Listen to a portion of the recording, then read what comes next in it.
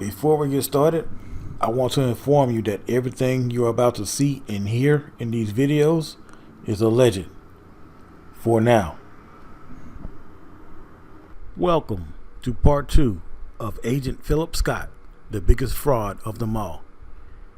Hey, you fat motherfucker, watch this.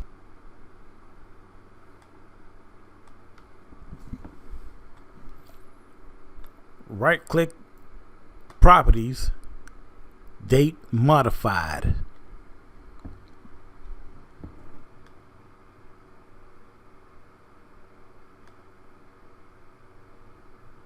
I'm going to show you all something about your files on your computer. Something that this dumbass motherfucker's too stupid to understand or figure out. Let's say I create an audio file on my phone on June 25th, 2015. And I moved that file to my computer 3 years later. The date created will change to the date and time that I moved the file to the new device, because it's a new file on that device. But the date modified will stay the same, June 25th, 2015, unless I modify, as in edit that file in some kind of way. Modified is the true indicator to when a file was first created and the last time it was changed. First, I'm going to show you all some tweets and comments I have left that he has copied and then tried to one-up me on them.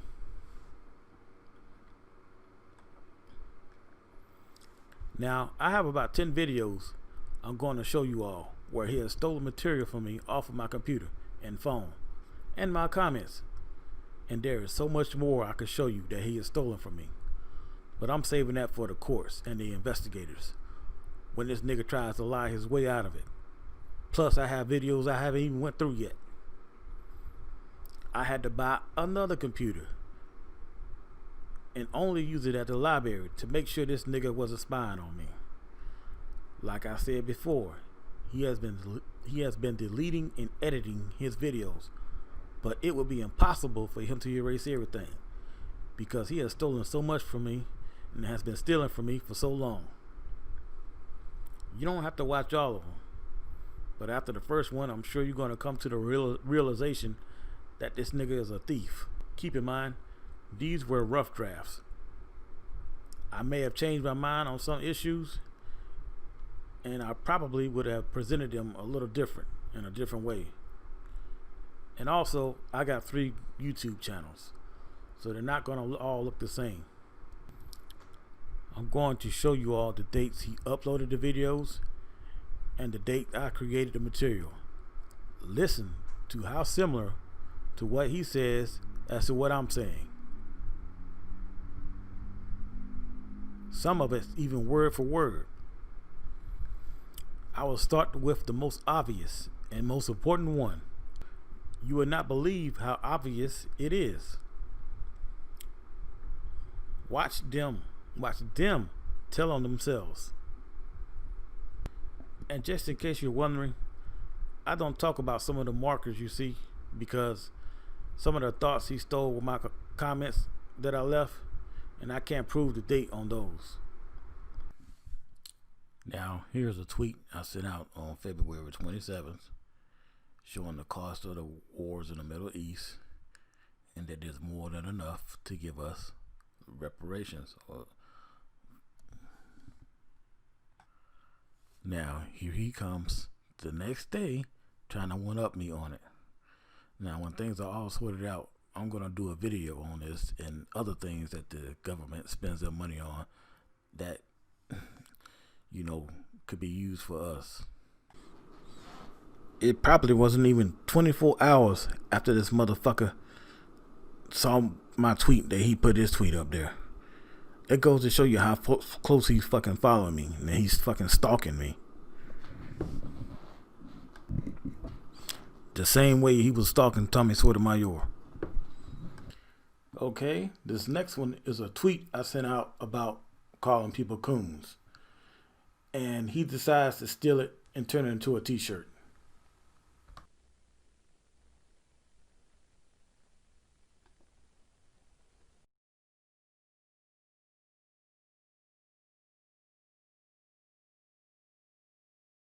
Now I'm going to play this clip by Tommy Sotomayor.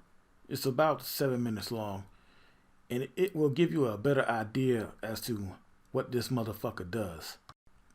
How he steals from other people, then try to change it up a little bit and make it look like he did it. Retweak it, as Tommy says.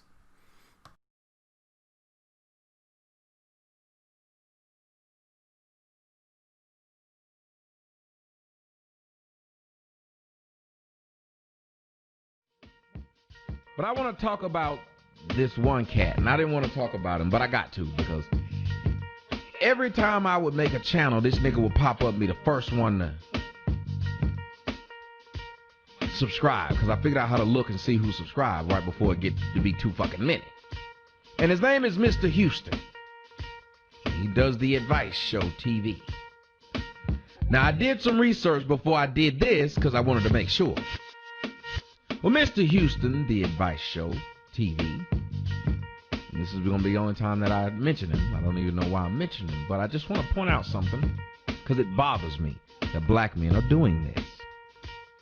He used to give advice. You know, all niggas want to give relationship advice. They love to give relationship advice. Don't be in no motherfucking relationship of their own. But they give relationship advice. That's where he started, because that was the niche he wanted to steal from somebody else, I guess. Then he saw me. Then he saw that I was doing the little news stuff and telling the news. Everybody knows, like, when I first got on Facebook, a nigga changed the way motherfuckers use Facebook.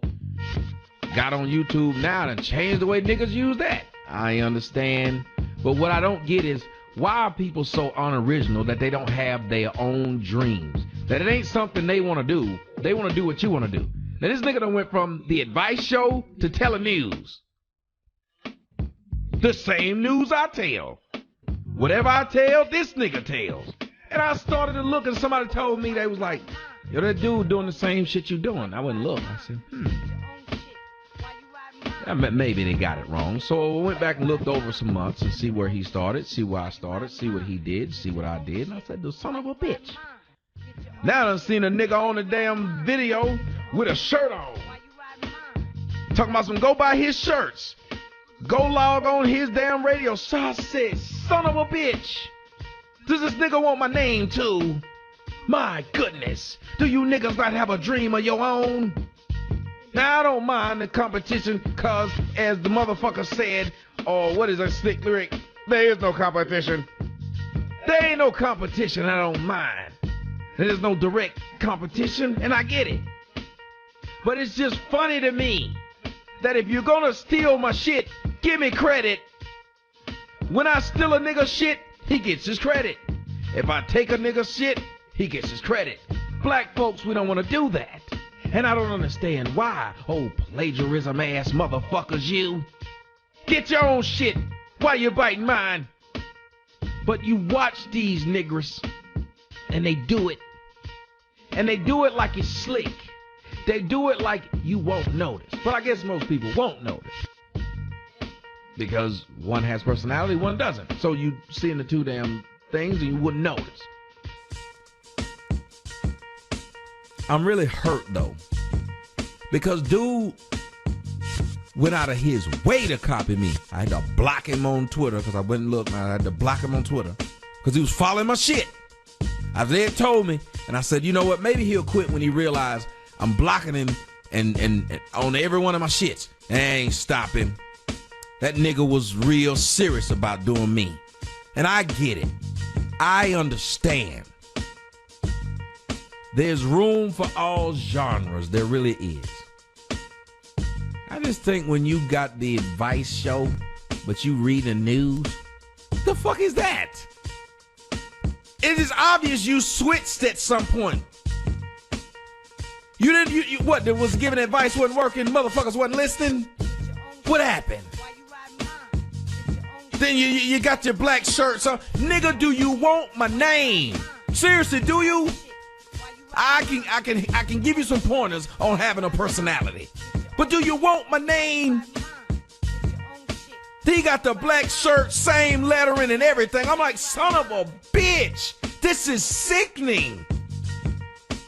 I got to deal with hoes trying to destroy what I got, and then other niggas trying to come in and retweak it so they don't get fucked with by them hoes. But we don't have nobody that says, as black people, as a black community, if we have a bunch of people doing a bunch of shit, we'll start controlling more shit. No, we all want to do the same shit. Get your own shit. Why you biting mine? I don't understand, people. No punk ass niggas. I don't know the man. I just know he started following me about 4 months ago, 3 months ago. Every fucking thing I was doing, I kept seeing this nigga. The advice show. I said, who the fuck is that? Well, he giving advice. He just wanted to see my shit. When I would do my damn show, I would look in the damn chat room. There it was. The advice show. What the fuck? So this nigga's in all my chat rooms. Now it's, I'm Tommy, basically. Just the advice show. But he don't give no fucking advice. Now you read news. What is his qualifications for giving you any advice? We don't need none, because we niggas, and niggas do this. We say, if you can do it, I can do it. We don't ever say that shit about white folks, though. I ain't never seen y'all trying to jack Dr. Oz or jack motherfucking Dr. Phil. Y'all don't try to take white folks shit, only other niggas shit. That's why I don't like black folks. That's why I don't fuck with them. Because all they do is steal from each other. Won't fuck with the white man. Look at what they do in the neighborhood. You got a bunch of black ass niggas and they'll go ahead and rob each other. Won't go fuck with the white folks though. Scared of Mr. Charlie. Mr. Advice Show, why you ain't stole shit from no white boys? Huh? I don't mean to call nobody out, but this shit is damn ridiculous. And nigga, you know I had to keep blocking your ass. You would go every fucking channel I would make. This nigga be the first nigga to friend my shit. Look at what I'm doing, then he don't turn around and did it. Retweak it.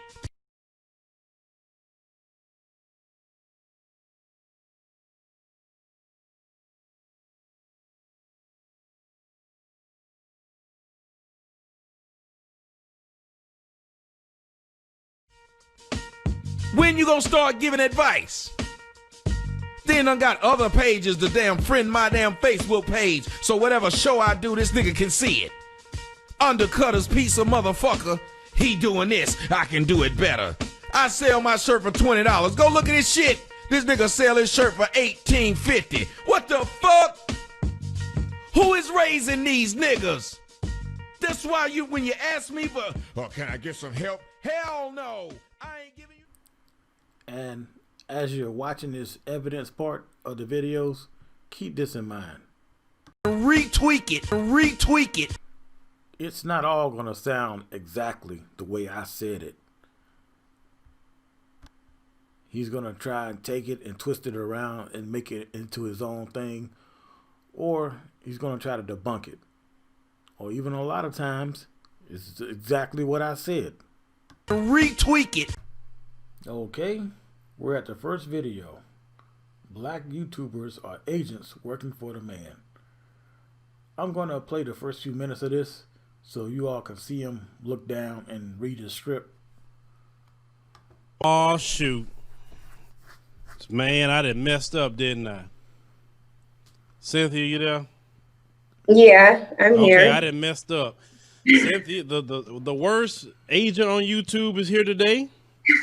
Cynthia G. She's been sent by the white man to stir up trouble today. So today I'm wearing my agent clothes because I've been calling agent as well. So I want to make sure I dress the part today and, you know, have on the black tie, the white shirt. I am agent approved today. So outside of that, we'll get into a lot of agent talk today. Okay, there's something I forgot to show y'all.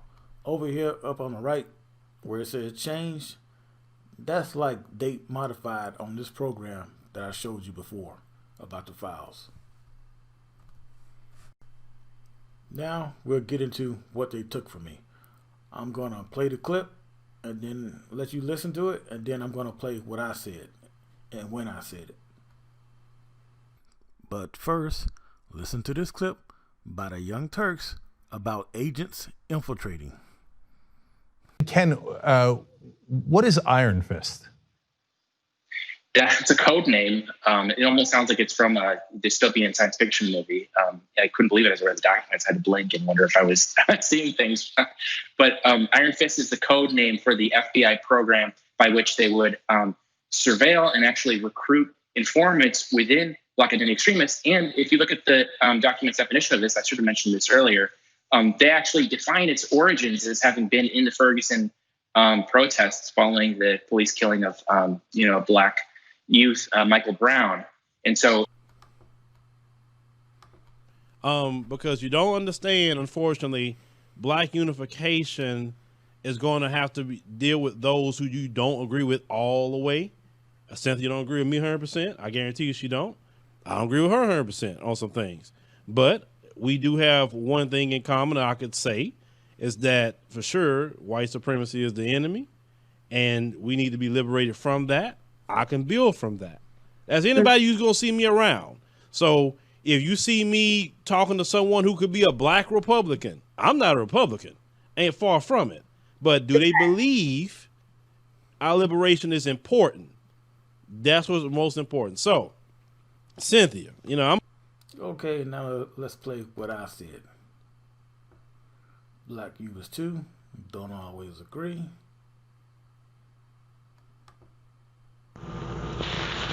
I mean, really, you motherfuckers would get on YouTube and talk about, oh, we need more Black unity. Black people need to stick together. Black people this, Black people that.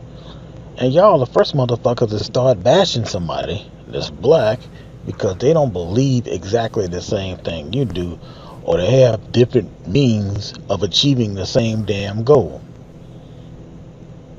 Just because they're not as radical as you are, or not as extremely pro-Black, or profess their Blackness as you think they should, you want to talk shit about them. Yeah, that's real good for unity, isn't it?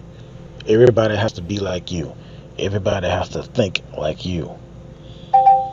You want to fuck with somebody because of who they're married to.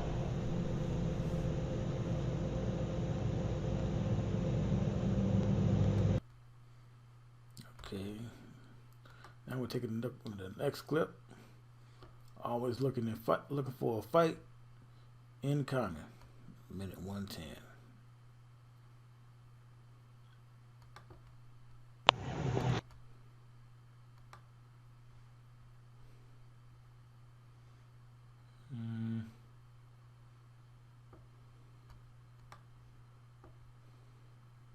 Things that you have in common that you agree with and that you want to try to Go back a little bit further. somebody, another Black person with. Huh? Why aren't you trying to find things that you have in common that you agree with and that you want to try to acquire? You full of shit. Why in the fuck are you always looking for the smallest thing to get in an argument with somebody about? Why are you always trying to find something to argue about and have a confrontation with somebody, another Black person with? Huh? Why aren't you trying to find things that you have in common that you agree with and that you want to try to solve? Problems you want to try to solve. You're always looking for the smallest, littlest thing to fucking start a big ass argument with somebody about. Okay. In this next clip, she's going to try and debunk something that I said in the same clip. So I'm going to let you all listen to her, and then I'm going to play what I said. It's really interesting because I get called an agent the most when I talk about Black men sticking up for themselves, doing something to fight against white supremacy. I get called an agent and I get called divisive. Somebody actually on Twitter the other day just told me that I was worse than a white supremacist and that I was obviously a Republican who was set out to divide Black men and Black women because I posed the question of what are Black men doing to defend themselves against white supremacy? So usually that's why I'm called an agent. Now it's different with the struggle gene community. I expect them to feel however they feel, but I'm not quite understanding the logic in any Black people thinking, let's just say hypothetically I was an agent. it would raise the question of an agent for who? Because the system of white supremacy isn't going to employ a black person as an agent to call out white supremacy and tell the men in their community to fight against it. Okay, so how would it benefit white supremacy if you are in your commentaries, and this is based off of what you're saying? Okay, now we'll play what I said in December 18th, 2017. I don't care how pro-black they sound. I don't care if they're saying I hate whitey. We should kill all these white motherfuckers. I don't care if they're telling you that the interracial marriage is being a traitor to black people or some shit like that. They're fucking agents. Because their shit they're spewing is illogical. The government. Okay, now for the next clip. It wouldn't. That's why I'm really trying to understand the logic here, because it's comical to me. It doesn't benefit white supremacy they've murdered people. Okay, they've murdered your civil rights leaders and your so-called leaders for telling and hyping black men up to fight, especially during the civil rights. After the civil rights movement, they were like, we have to, Okay, now let's play what I said. I am telling you that some of these, probably quite a few of these so-called pro-black YouTubers and people on social media and everything, they are agents. They are paid agents from some government organization, whether it be the FBI or CIA or what have you. If you've never seen the video of Darth Maul Perry, you need to watch it.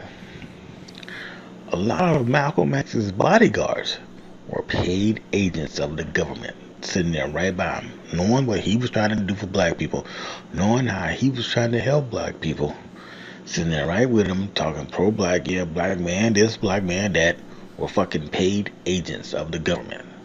And you need to realize this. And I say this because a lot of this shit that these people are saying, it is not logical and it's not reasonable. It's not common sense. It's just to get you hyped up and get you agitated. It doesn't make sense to them, the things they come out of their mouths. Now, did y'all hear what I said? Just to get you hyped up. Okay, we're at the next clip. Right. So, let me ask a question. I'm getting to myself. Have any white people or any federal agency have approached you and offered you money to make anti-black videos or to sow discord among the brethren? Have you been approached? The thing of it is no, but they couldn't, even if they did approach me, they couldn't even pay me to get in discord against black men. They couldn't pay me to do that. They could only pay me to stop doing videos, period. That would be their only. Now, I know if y'all have heard it, but I'm going to play it again from the beginning. And, of course, we're looking for paid agents. When they're supposedly pro-black,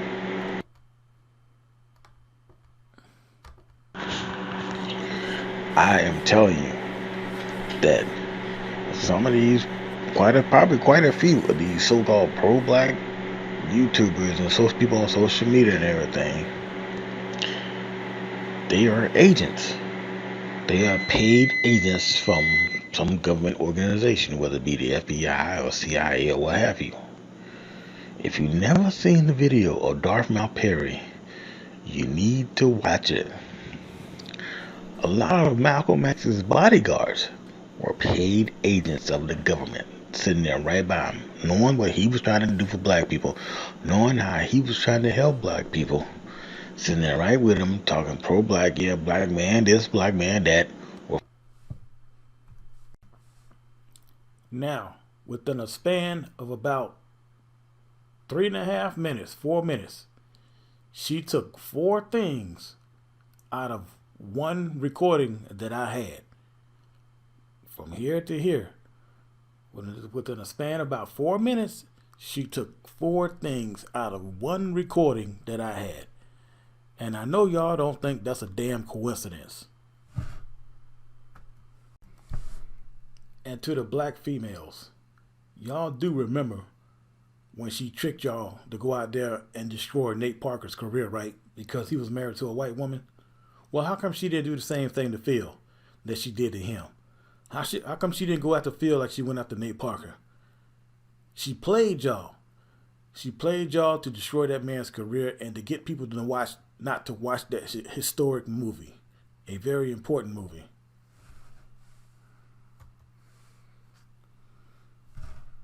Okay, in the next clip.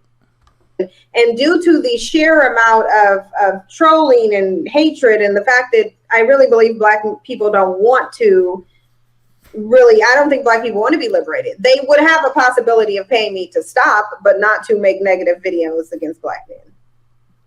All right. So she can be paid to stop making videos. She can be paid to stop caring for black people. Because that's the reason she says she makes those videos, right? And I never published any of this. I never put none of this on the internet. So how the fuck they know all this, huh? Okay, on to the next one. You know, you guys also understand too. We have a lot of Willie Lynch Negroes as well in our community, and they are always trying to divide and fault find with black people. I mean, like, notice they don't fault find with white folks for no reason. Like they trust them. They don't say nothing negative about them. Cynthia, they give them chances. They forgive them. But if one black person say one thing wrong, or they may be misunderstood just a little bit, they're quick to dismiss them. They're quick to make 3 and 4 hour videos about them. I mean, what is the and thing is, Cynthia? Okay, now let's listen to what I said.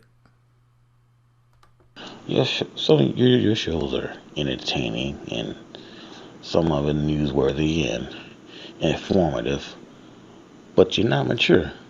Because when you resort to this fucking name calling, just because somebody has a different view or does something you don't like, even though you both got the same damn agenda, not realizing sometimes people make mistakes and do things without thinking about it. You gonna say you ain't never did nothing without thinking about it and wish, oh damn, why did I ever thought, why did I do that? I wish I hadn't done that.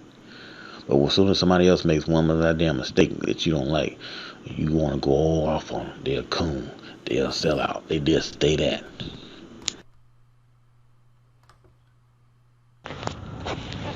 I am just so sick and tired of these idiots out here who claim to care about black people, who claim to be pro-black, but at the same time will go out here and try and sabotage other black people, other black men especially, because they don't believe every single thing that they believe, because they're not as radical as they think they should be, or because of who they date.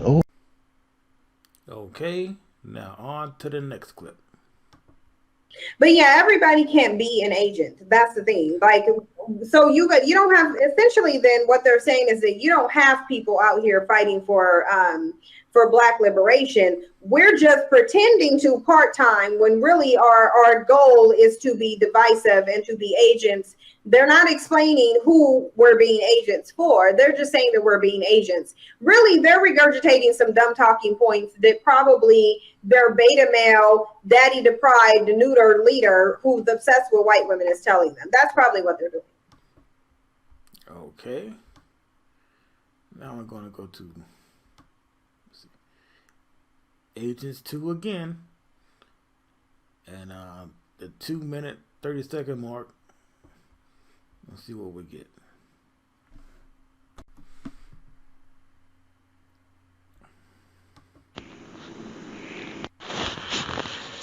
Now, if you think that Jesse Lee Petersons and the Sheriff Clarks and the Larry Elders, those are the ones you gotta worry about, think again. Them ain't the ones you gotta worry about. We need to be concerned about the ones who are pretending to be on our side and aren't. That are getting paid by the fucking government.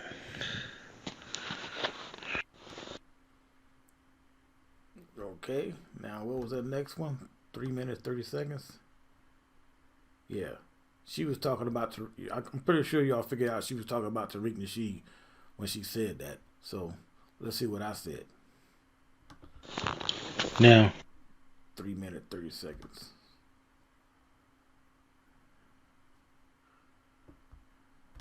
and not to take anything away from A little further back.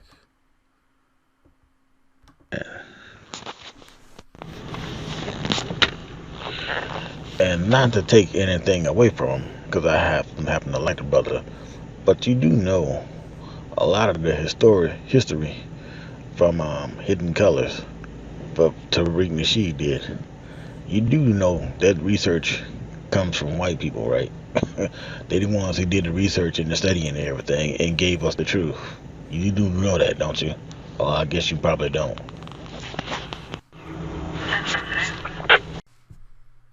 Okay, on to the next clip. And that's the mentality of a lot of them in our community. Let me get this account out of here because you ain't here for the right People are thing. beyond ignorant, remedial, and stupid. Because first of all, they don't even know. Let's just talk about from a monetizing videos on YouTube standpoint. You can't even make money off of that. Not really, not with all the censorship that they're doing. Because I'm sure, just like my videos, most of your videos probably have a yellow sign on them, not the green sign, indicating that they're not being monetized. So the thing of it is that now with the censorship and them seeing that Black people are able to, monetize YouTube and liberation and get on here, now they're trying to cut back. They're cutting down on that. You used to could make money on them. And, some people, I'm pretty sure, got some pretty nice payouts from ad revenue. Not over the past year, you sure could. And since that adpocalypse, no, they're not. So even from that standpoint, why would you deal with the trolling, the death threats, the stalking, all of the negativity over some YouTube ad revenue? Because they haven't said who's employing them. Yeah, you bald-headed bitch. I'm ignorant, remedial, and stupid. But I figured out what you motherfuckers were doing. And oh yeah, me and my run-on sentences and no punctuation, we coming after your ass too. Now, we're gonna go to None of Your Biz, and they do it for views. Now, what did Malcolm X say? If you got a problem with each other, you keep it in-house. You don't air your dirty laundry. Same thing Nelson Mandela said. You don't air your dirty laundry. The only reason you would do something like that, somebody would do something like that, is go out in public and ask somebody about something what they said 15, 20 years ago, is because they want to get views for their channel or get hits or whatever to boost their income. That's the only reason somebody would do something like that. Some of y'all. Now, when I made that clip, that was after she went after Tariq Nasheed, digging in his past and shit like that, because he got tired of her bullshit. Because I don't know if you was watching her videos, you would have noticed like every other 5 minutes she was saying Tariq. Well, me and Tariq did this. Me and Tariq Sykes said this, trying to jump on his train. In this next clip, they're going to be talking about bringing up things from the past, because once again, she knew I was talking about the shit that she did to Tariq Nasheed. In some kind of crazy way, she's going to try to misconstrue that and say that I would forgive white people for their past racism, which is crazy. I ain't never said nothing like that.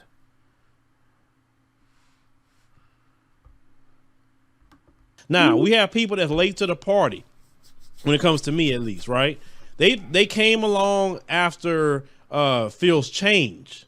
Prior to me having a change, I was doing YouTube, just doing regular videos. I would do news videos here and there. Yes, I knew racism exists. I was tired of it, and I used to like to joke around a lot, and I created a video channel called Ratchet Video Weekly. And yes, I had fun doing the channel. I don't bat my eye, bite my tongue on anything I've ever done.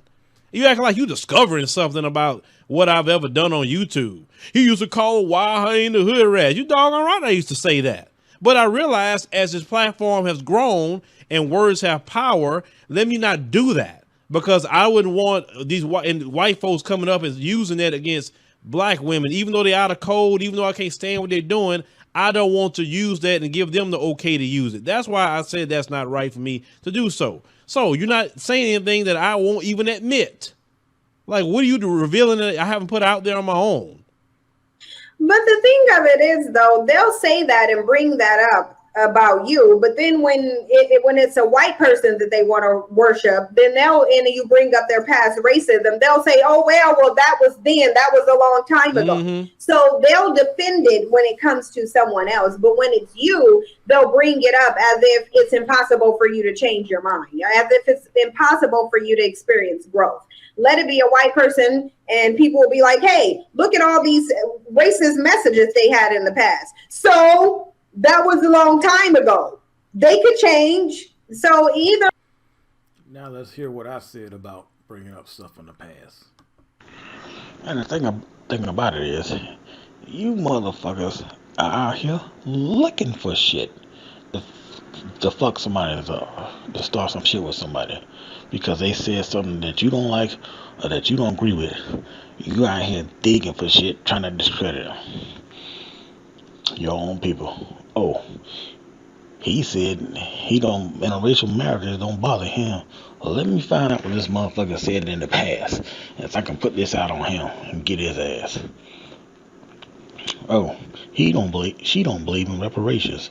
Let me find something on her ass and get her ass out there and get everybody against her because she don't agree with reparations. You motherfucker, you are fucking children. You're not adults. You're fucking children. Because that's what you act like. You're immature children. Fighting and bickering over nonsense when we got some very goddamn serious issues to deal with.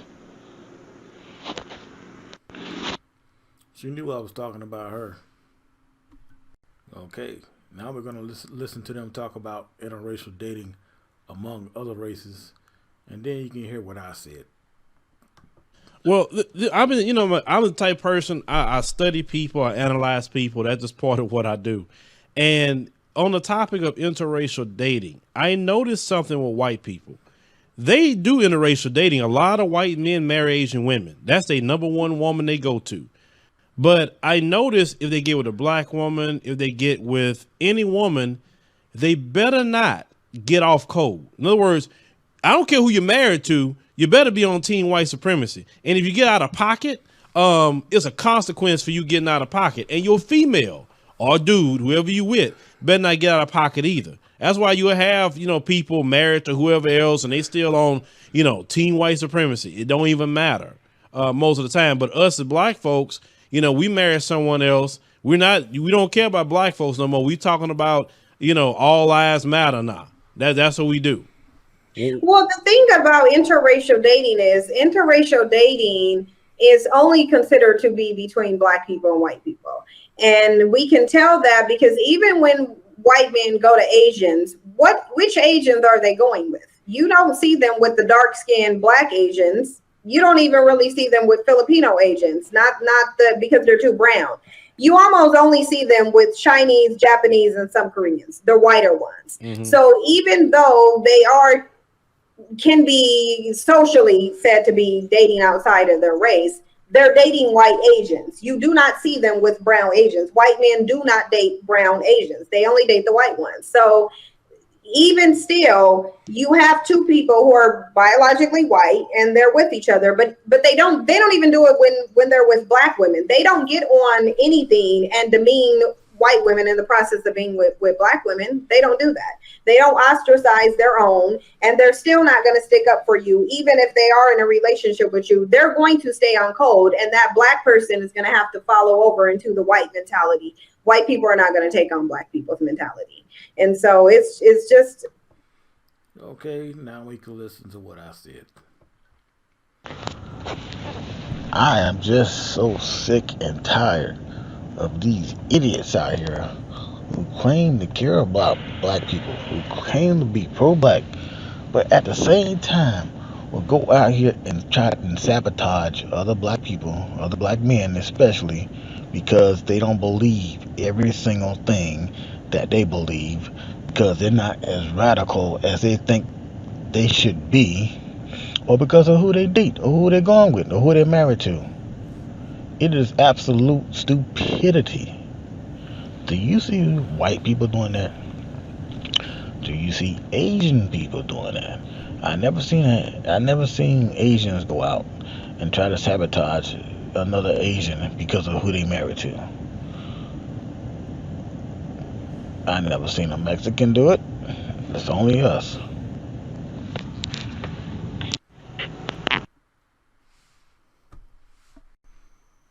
On to the next clip. They're not going to go against systematic white supremacy for you. They're not going to. They already know that white people's power, number one thing that keeps them in power is that they are unified. Regardless, they are completely unified. They're simply enjoying the spoils of white supremacy when they date black people, but that doesn't mean they care.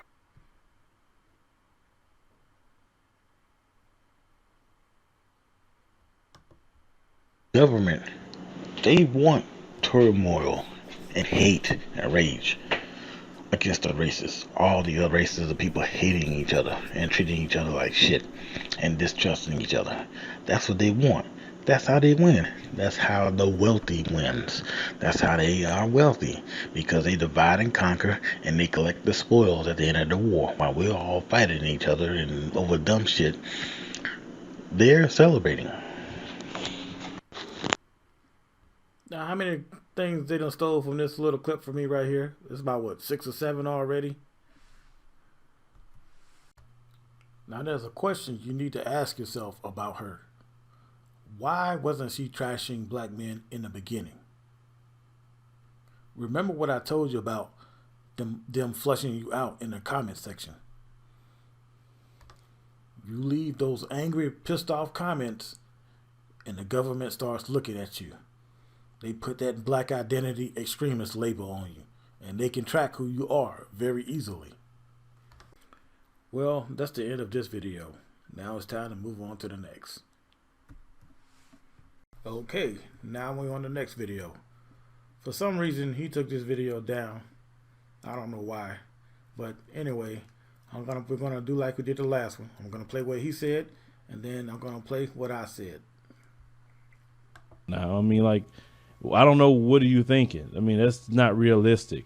There's a lot of propaganda that's been put out by this white supremacist media against us as black people. They have smeared our names. They have defamed our character throughout the world. So in order...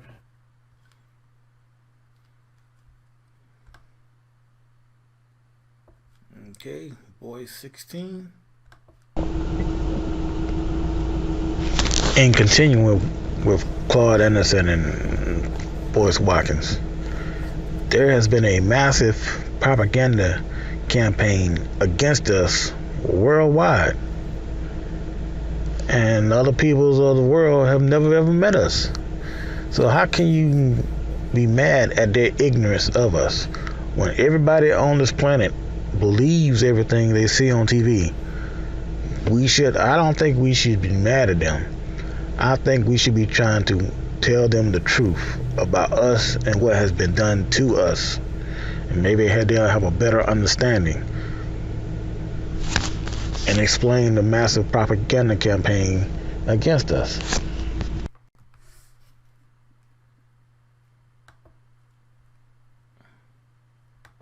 Those people are over there heavy. Everybody's over there. And I'm kind of tired of everyone else being there but us. Why not us?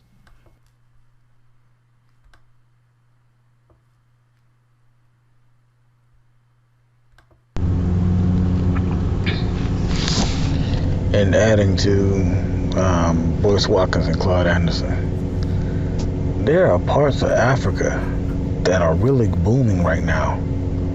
So much so that the former colonists are moving back in, like Angola and other places.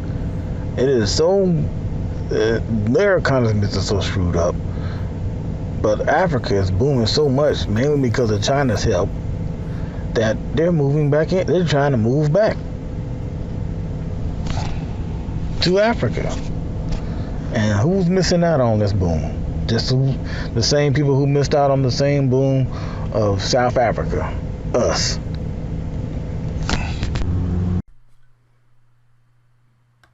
Why? And there's a lot of people in this country that want to keep black people bound. They don't want them to think for themselves. They don't want them to do for themselves. And surely they don't want you to connect. I've been speaking to a lot of people from the continent. I talked to one brother. He's Nigerian, straight from Nigeria, born and raised, but he's here now. But he just came here maybe a few years ago. And he was telling me, the way you think, if more of, people here would think like you, say, man, we could really do something with that in the continent. But there's some of us that's so negative.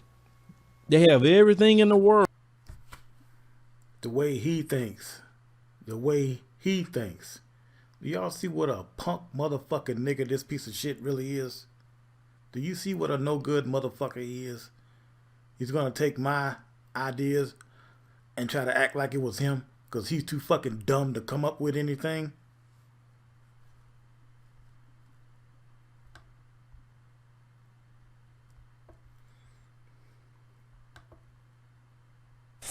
And I have never heard any so-called black leader encourage anybody, any black person in America, to go do and form business relationships with other black people in Brazil, Africa, Cuba, Colombia, or anywhere. It's always remain isolated, stay here, while white people go out throughout the world and make money and build business relationships.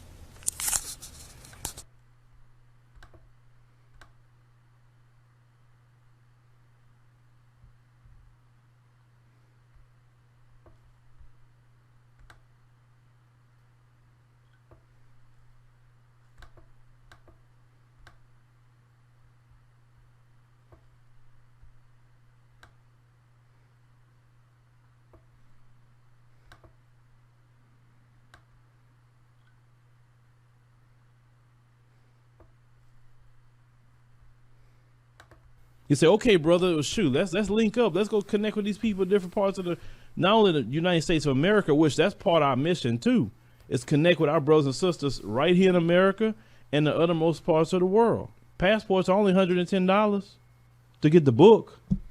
I mean, that's the cheapest you can get it. If you get the card, it'll be a little more, but just the book is $110. All you need is your birth certificate. That's it. Now, of course, you can't, owe more than $2,500 in child.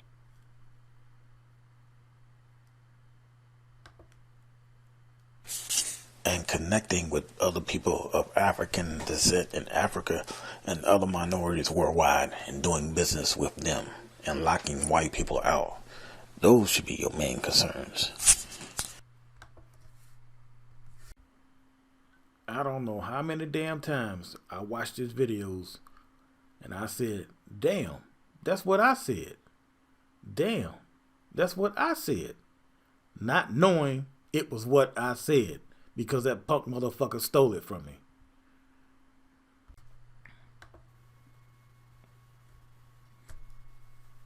I'm just saying, I'm for the work. I'll roll up my sleeves any day and say, let's get to work. I'm good with it. I have no problem. I've been working hard all my life. Ever since I was a little boy. I know how to work hard. I've worked long hours for jobs and all kind of other things I have done. Working 20-hour jobs and 22-hour jobs. I don't know. So if I can work for someone else, I can either work for myself or work to help build up the community. Now I'm gonna tell y'all what a sick in the head piece of shit this nigga is.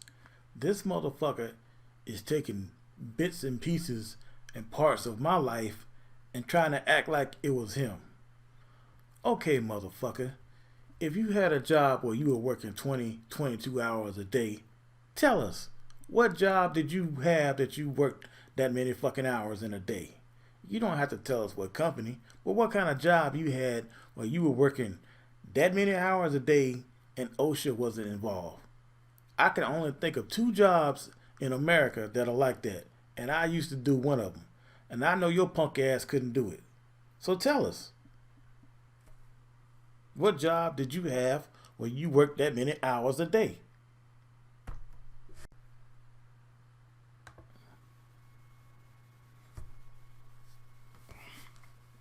So don't come and say that yes, we have too much fear. And on top of fear, we don't want to build anything, and that's being lazy. Let's call it what it is. And don't say we don't have the knowledge, because there's too many black people giving you the knowledge every day. And what I'm saying is not popular, but it's the truth. When you love people, you love them to correct them too. When you hate people, you never correct them. You let them go down a bad path. You let them fall in the pit. You let them fall in the hole when you don't love them. Even the Bible teaches God chastise those he loves.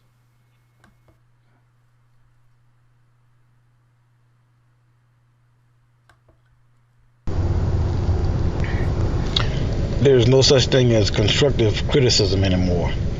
Automatically, when you tell somebody that they're fucking up, you're doing it because you're trying to be mean to them, because you want to be an asshole or whatever. You're not doing it because you're trying to help them, because you care about them. Okay, in next clip, he's going to be talking about people calling each other coons. And as you will be able to see, this motherfucker is using a fake caller to answer something that I never published, that I left on my phone. Can you hear me? Hello. Is this better? That's a lot better. Yes, Phil. I'm a Patreon member. Jesse from Birmingham, Alabama. Well, I appreciate you your support. Yes, when I have a question for you, Phil. Okay. Do you feel like it's constructive to call black people coons and tap dancers? Black people, as a whole, I don't call black people as a whole those kind of names. I call behaviors by black individuals who are exhibiting those behaviors because they do need to be ashamed of what they're doing. They need to be ostracized. They need to be called out. We've had too many black people be murdered wholesale by white supremacist terrorists because black people like that infiltrated, went back and told them, and then they came and stopped any kind of slave revolts or anything that we have done good for ourselves. If you study the history of, so-called coons, coonettes, or whatever, is always ended in our death and destruction. So me just saying a name, their damage and what they have done historically goes way over a name. Now I'm going to play what I said. You're gonna take a word that these racist white people used to use against black people and call another black person that word. It makes a lot of sense, don't it? Just because you don't agree with them or they do something you don't like, you want to start calling them names.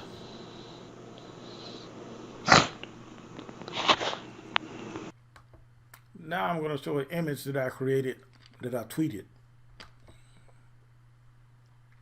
I hope I'm going to show it to you. There you go.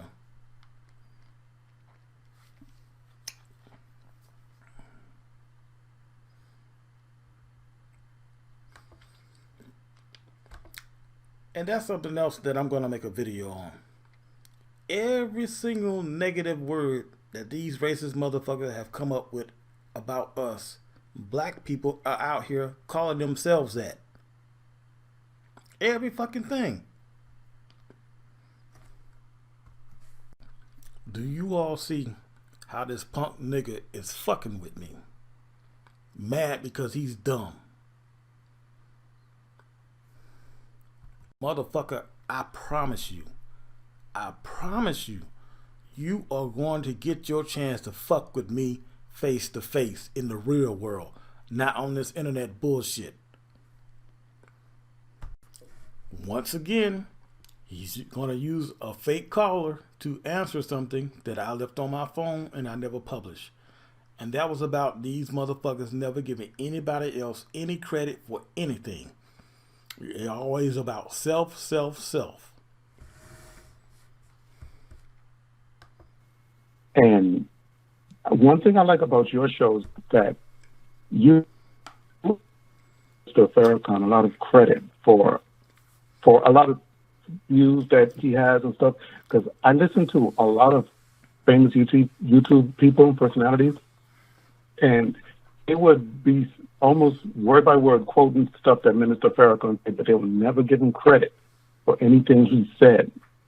And I think that's why I like your show in particular, because you actually give him credit. You recognize him and his accomplishments other than other people. And I think that's a big problem in the conscious community, because if you're going to be quoting things almost word for word that Louis Farrakhan said, the least you can do is give him respect so that people know where the source is. So if you're trying to wake people up, so you claim you're trying to help black people and you're trying to wake them up, at least point them to the source of where you got your knowledge from so that other people can go there too and gain the same type of education and knowledge that you gain.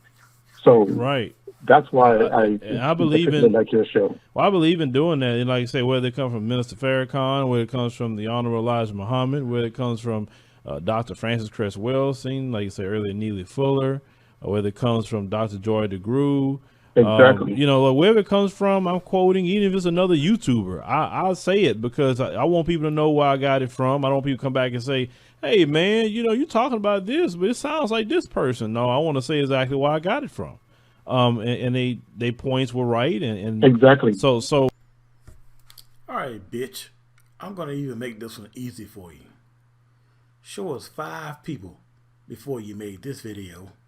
5 regular people who aren't in the YouTube clique that you have given credit for anything, for sending you anything. Now, motherfucker, you've already said that 90% of the things that you do, you get it from people who send it to you. So show us 5 people, show us 5 videos where you have given credit to 5 people. Show us. Now we're gonna play what I said.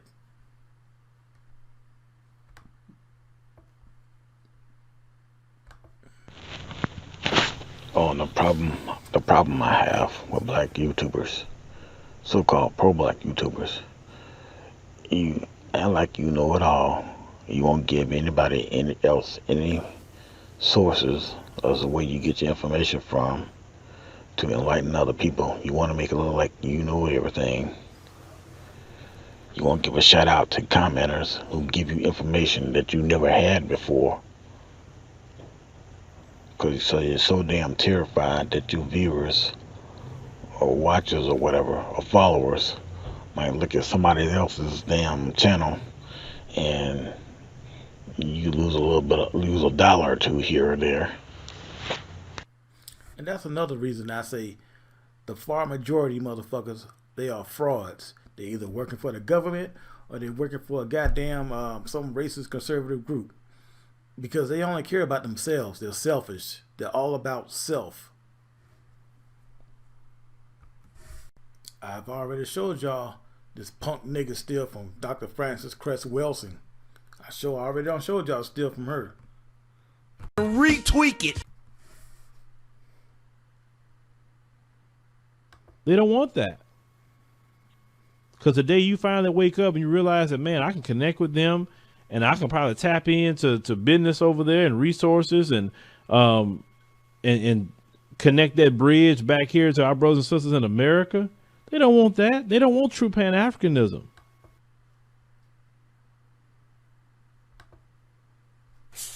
And connecting with other people of African descent in Africa and other minorities worldwide and doing business with them and locking white people out. Those should be your main concerns.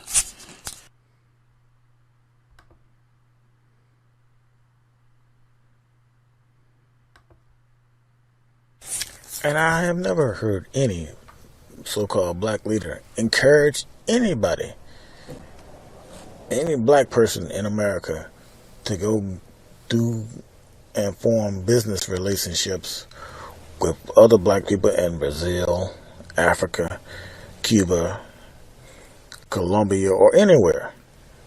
It's always remain isolated, stay here, while white people go out throughout the world and make money and build business relationships.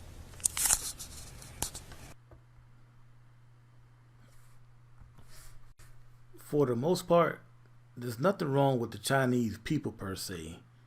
It's their government. A lot of people don't understand how unfortunately, a lot of us don't understand how this communist government works. Okay, on to the next clip. A lot of those, unfortunately, they don't understand. A lot of people in African nations still don't understand white supremacy, and some of them really believe they trying to be nice to them. And it's take people like us to come and say, wait a minute, hold on.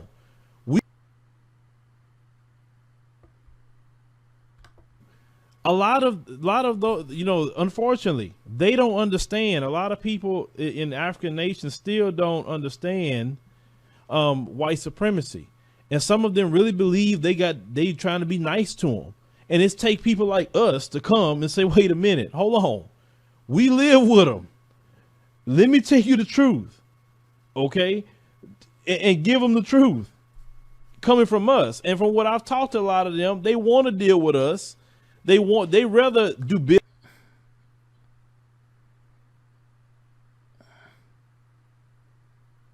Okay. I mean, shit, really. You got a lot of Africans in Africa who don't know about the slave trade, who do not know what happened to us. Well, that's the end of this video. Now it's time to move on to the next one. With all the bullshit I've seen, I'm starting to believe that there is this secret society of black people that hate black people and set out to sabotage them. Okay, we're on the next video. Same routine.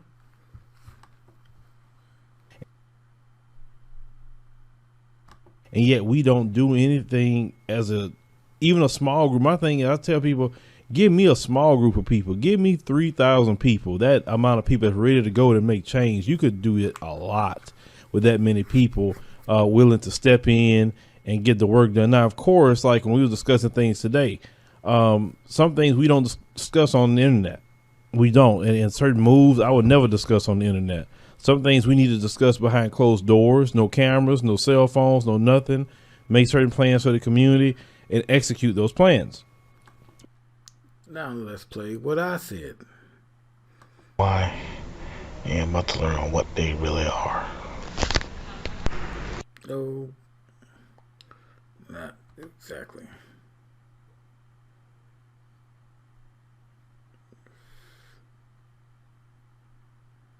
Okay, let me try to explain to them why they should do it, since all these white juries refuse to indict any white people for killing all these black people, and tell them that they should keep their mouth shut, don't tell anybody what they're doing, nobody, not even their close family members, because they'll spill their guts sooner or later. Keep your mouth shut and just do it. Make up an excuse for voting not guilty. Anything. Say you don't believe the prosecution. Say you don't think there's enough evidence or anything. Stop putting non-violent black people in jail. Period. You should stop it. Because they won't even put violent white people in jail. Now, what I was talking about here was jury nullification. You know, if you can, get on a jury, and if it's a black person, just let them go. As long as it's a nonviolent crime and they haven't done anything to hurt any black person, find some excuse to vote not guilty, because they keep letting all these killer cops going. That's what I was talking about. And also, this is one of the comments he's since deleted on my YouTube channel, because that interview that Umar Johnson did with Roland Martin, I left a comment saying that praising Umar Johnson because he said black people should be like the spook who sat by the door. You know, just keep your mouth shut and get things done. And I praised him for that. And this motherfucker is one of the comments he deleted from my channel. You say, see, that's an excuse. That's an excuse. And you have Africa, but you don't. Some of you don't want to go. You don't want to join. If you would actually take some money and say, you know, let's put together $20,000. Let's put together $100,000 and let's go to African nations and do business with them, like the Chinese is doing. You know, see, our money goes so far in Africa. It's not even funny. Have you actually did exchange rate on some money? You haven't done it. Just on Google, just do the exchange rate on different countries.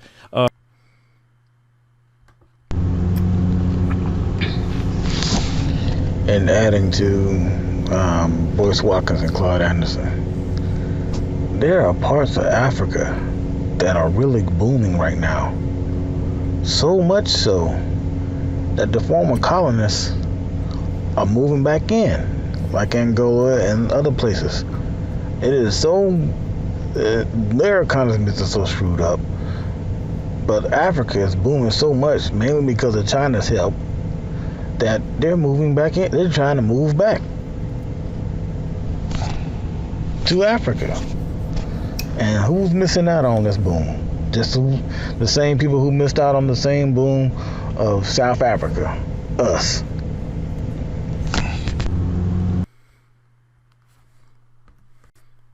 Okay, in this clip, he's going to be talking about Lyndon B. Johnson. And then I'm going to show you the file that I had saved on my computer that he stole it from. But at the same time, it don't matter if you like the man or don't like the man if you can get something out of him. Because remember with Dr. King, Lyndon Johnson didn't like black folk. He used the N-word a lot. He said that about Martin Luther King, that no N-word should be having that much power. Because, you know, King literally was controlling black folks. Literally. I'm pretty sure y'all can see this dumb motherfucker has to keep down and looking down and read shit because he doesn't know anything. He's nothing but a big ass, fat ass fucking parrot.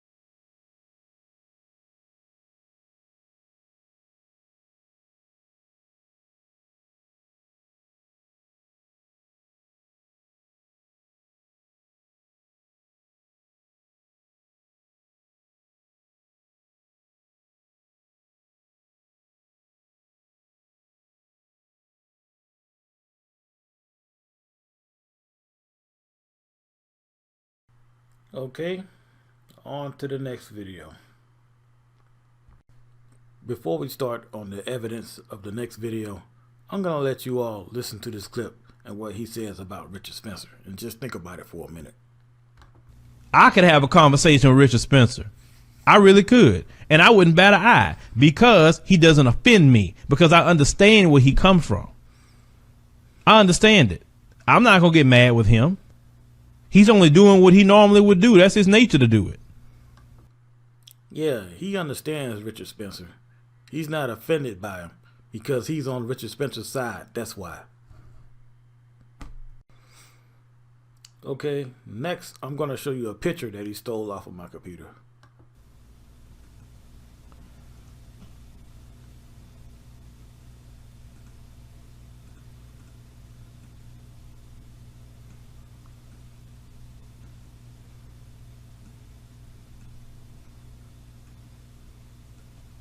Y'all, when I seen that picture today that's on the screen, I said, really? Really?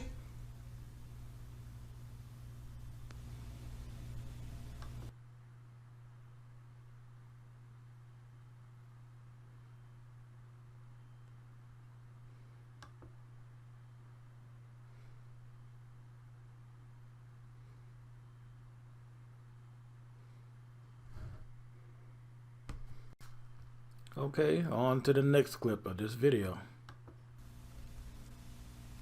I've talked to all groups of people. They be like me making all these assumptions about Asian people, and I've never been around Asian people. I've been around Asian people. I've met a lot of cool Asian people. I've been around Arab people, cool people to me. Hispanic, white. I've been around all kind of people. And I've never really had issues with people. But if I never get around other people, or if I've never seen Asians before or been around them, but all my what comes from the TV, that's my judgment of Asian people, then I'm dumb as hell. Because I can actually go out and talk with people and get to know people and realize people are people. Yes, that we may be different cultures, we may have different beliefs, great, but everybody in the world shouldn't be the same anyway. And like these people that want to say, you know, all these other groups shouldn't speak their languages or they should assimilate. No, hell no. Don't you ever assimilate to them. Be who you are. Why would you? Let me tell you something. The greatest crime against black people is that we lost our language and our religions, but mostly our language.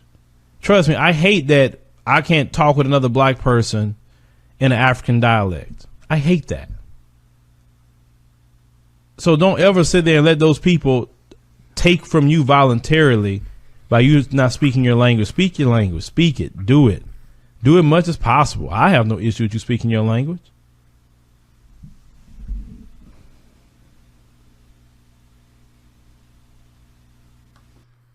Okay, and now we're going to play what I said about, you know, not getting mad at people and about language. And you can see that it's a few months apart from when I said it. It's like 3 months apart from when I first said it.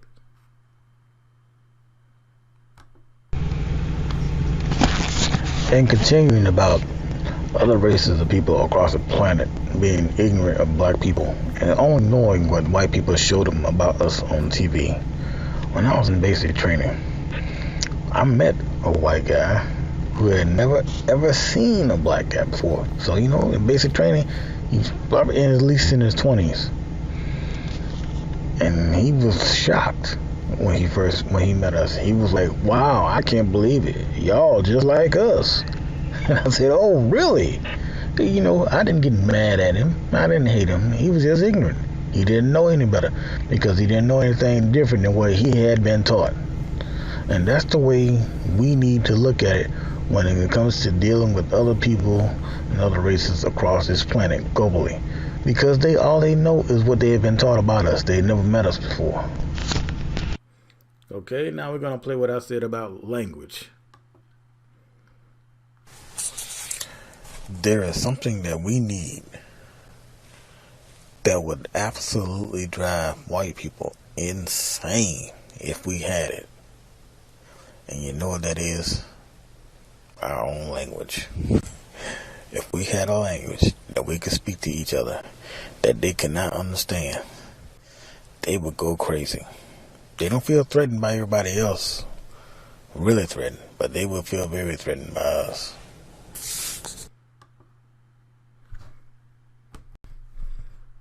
I also had a tweet about that too. So I'm going to look later on, see if I can find it, and I'll put it up later if I find it. I'm also going to play again what I said about believing everything you see on TV. And I think I played this before in another video, but I'm going ahead and play it again. I mean, hell, black people. You believe everything you see on TV. So why wouldn't anybody else believe what everything they see on TV about us? Come on now, use your heads and think.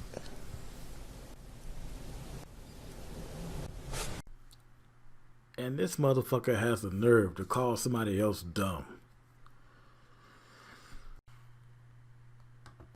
So while we laughing, they're planning and preparing. How are we doing? They can plan and prepare all they want.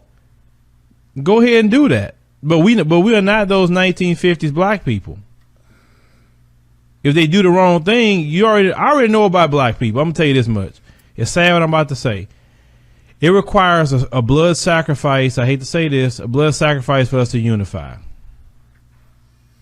That's really what it is. And I said this before, and I mean by blood sacrifice, for instance, a Trayvon Martin or Eric Garner or something like that for us to unify. I'm laughing at them because they're stupid. And at the end of the day, the elite in this country, the Caucasian elite, don't like them either. That's the funny part. They don't like them. They hate them. They look at them as peons. Well, they use them to do their racism because they can keep their money going that way. Because the elite in this country, who ones who have all the power, if they really wanted black people out of here, they could get us all out of here. They could ship us all back to Africa if they would like to. But they're not going to do that because they need black people.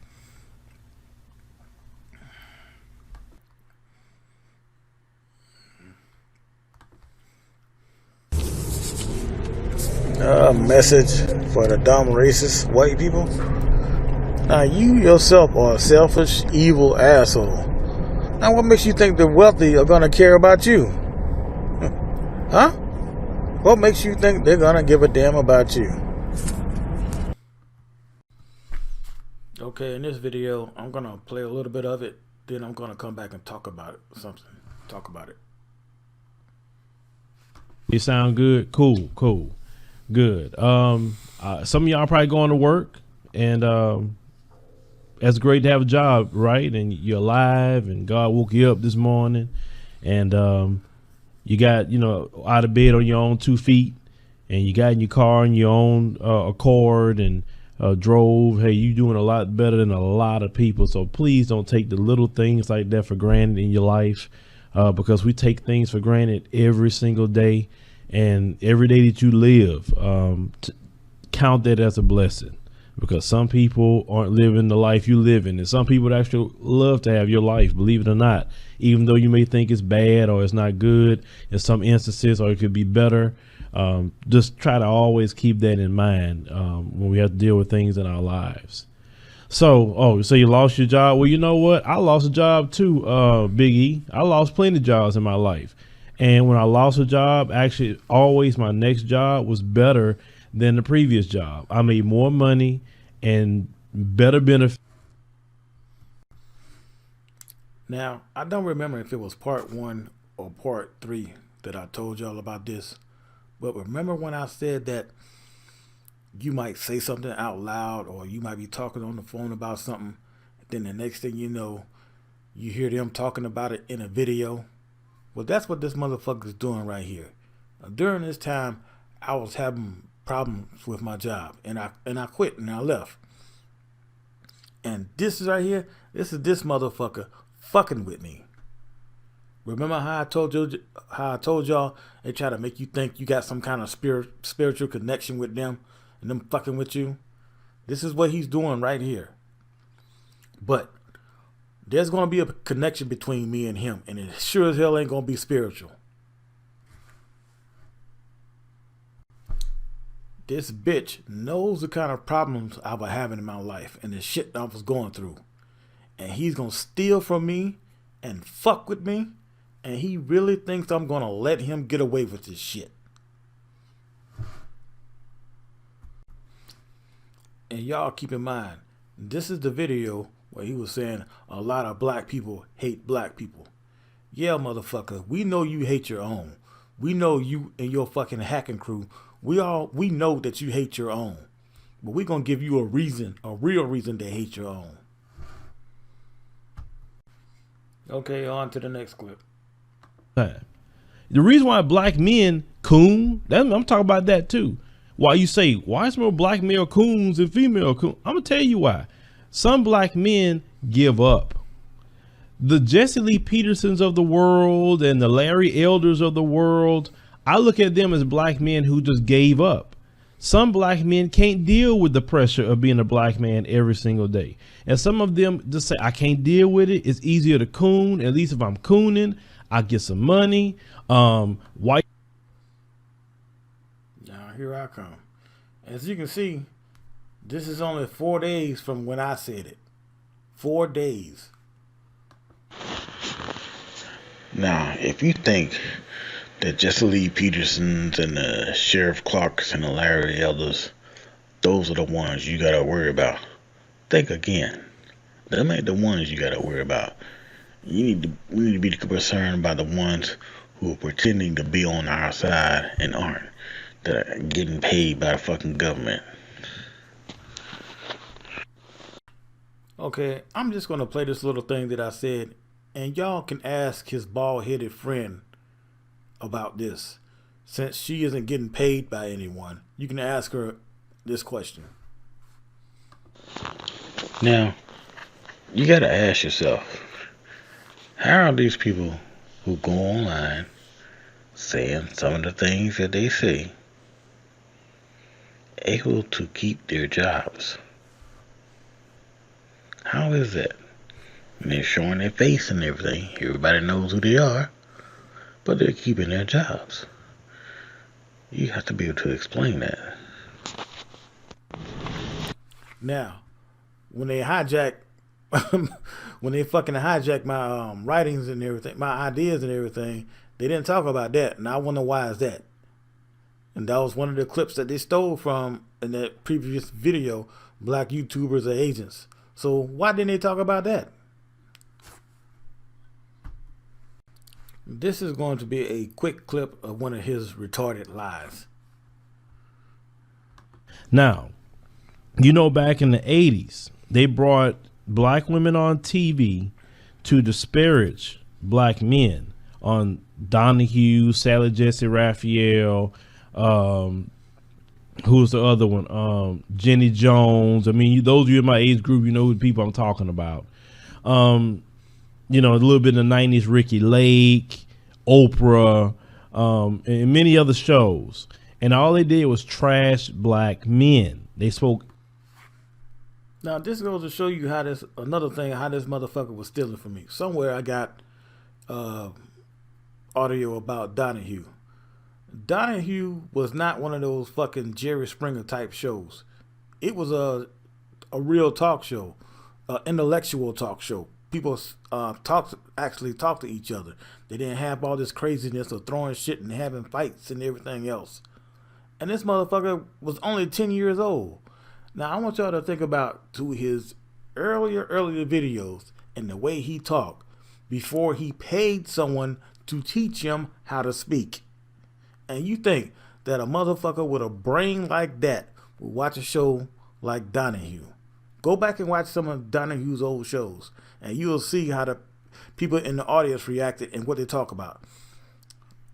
The clip that I showed you of Dr. Francis Cress Welsing, that was Donahue.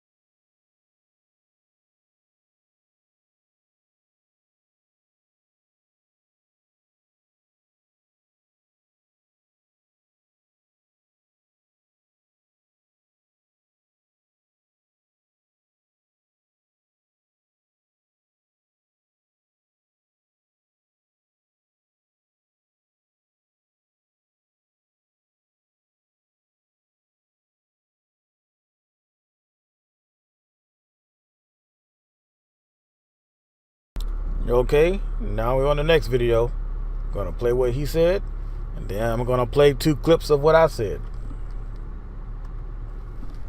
The moment black people cut them off sexually, cut them off from our talent, cut them off from our money, it's complete cut off. They're done.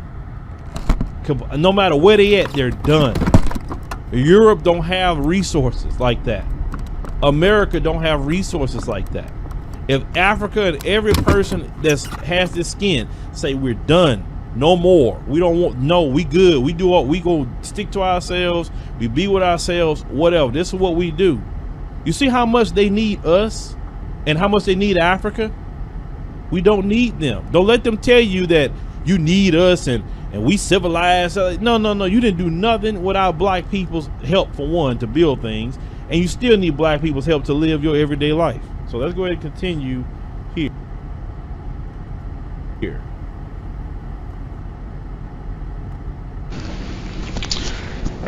Why can't we reach out to some other people groups? Why can't we reach out? Why do they have to reach out to us all the time? Even when they see us suffering, why can't we reach out to them? Why can't we have business relations with them?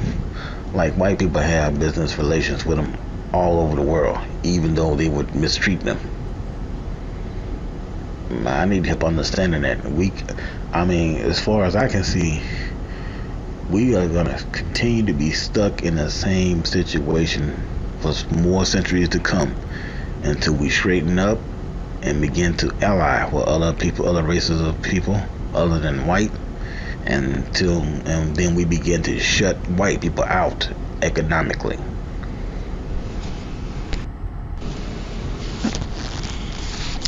Shut them out economically, globally. Because the only way they would ever change, as far as I can see, if they are made to suffer like they have made everybody else suffer, not us just separating or whatever and getting away from them, but they must be made to suffer. Okay, now he's talked about Gaddafi, and then I'm going to show you all where he got that from. Now remember, he told you he doesn't research anything. This is why Muammar Gaddafi, let me get back to him for a minute before we continue. This is why Muammar Gaddafi, he had to go. Muammar Gaddafi was going to put a stop to that. Muammar Gaddafi was trying to have one African currency where there was a gold dinar, okay? And he wanted a central bank, 3 central banks in the continent of Africa. He was going to pay the Chinese $500 million out of his money to put a satellite in space for the telecommunications, to cut the West off from getting money for telecommunications. So this is why Hillary Clinton and at the time Nicolas Sarkozy was begging Obama to give the green light for us to go attack Libya, because if Muammar Gaddafi would have been successful at doing what he was doing, France would have been cut off, the US would have been cut off, because he was saying that once we get this gold dinar set up, because Africa has so much gold they don't know what to do with, we gonna make them buy from us in our new African currency. So he was like, man, hell no, we gotta say he's a terrorist, we gotta say he's hurting his own people. And the media went in and lied and did all that, and then they killed that man. That same man tried to give $5 million to black communities over here through the Nation of Islam. The U.S. government put a stop to that. They blocked that. This man giving his own money. Mr. Farrakhan tell you, he's told the stories many times. Then he said that Gaddafi told him to come over there and get the money. Just come get it from me. You bring it back. So he was heavily invested into trying to help black Africans as well, Muammar Gaddafi. Now, the moment they killed Muammar Gaddafi and his family, his children, then you see all these terrorists coming in, and now you got enslavement of blacks in Libya. This is what you have. What they're not telling you is that Italy, the European Union, all these different European Union countries are now paying these slave traffickers in Libya to keep them there so they won't come into Europe now. They know what they're doing is wrong, but that's okay because it's black people. You have to understand, when I say the things that I'm saying, when I say things that these people are, their father is the devil, these white supremacists, trust me, I'm not saying that just to be evil. I'm not saying that because I don't like you. I'm saying it because that's the only description I can give you. That's it. They say they love Jesus, so I'm using his words. Jesus said they do the lust of their father. He was a murderer from the beginning, and the truth is not in him. And when he speaks a lie. Because he's the father of it. Yeah, they're the devil and you're their fucking son. Okay, but anyway, I'm gonna play this next clip and let y'all see where he got that from.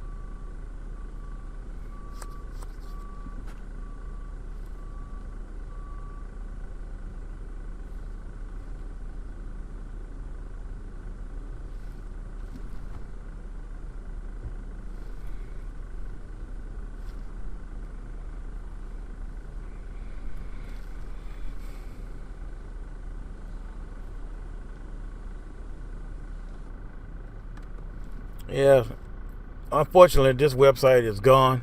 It was a damn good source of resource for information, but unfortunately, it's gone now.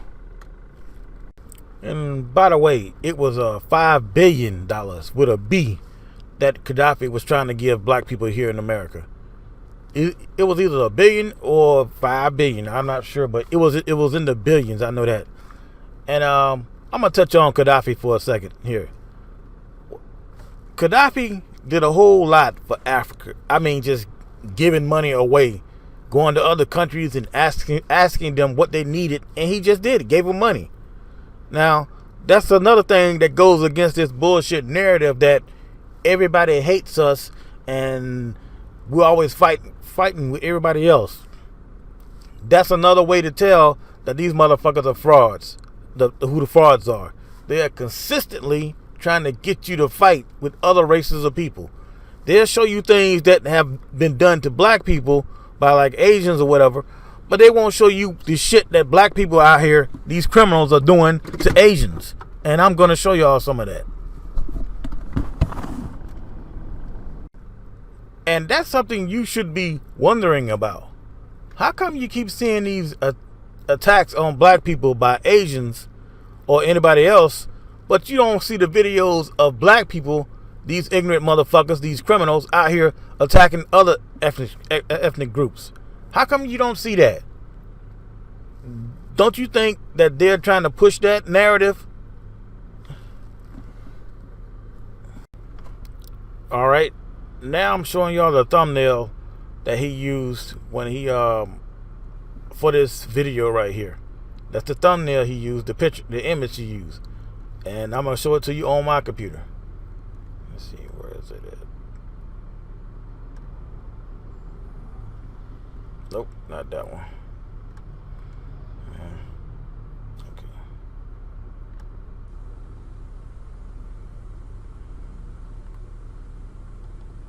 Well, I'm showing it to you where I got it from. This is the website that I got it from. There it is, right there.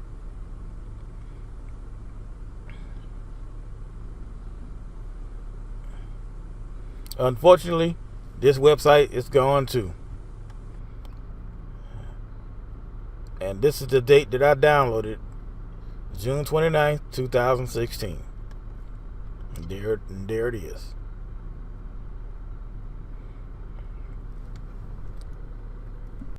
Okay, now I'm going to show you a couple of videos that I had on my computer about this subject matter, about France robbing Africa.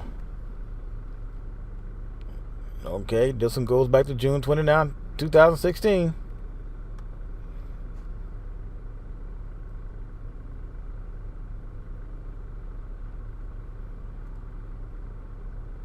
È a posto.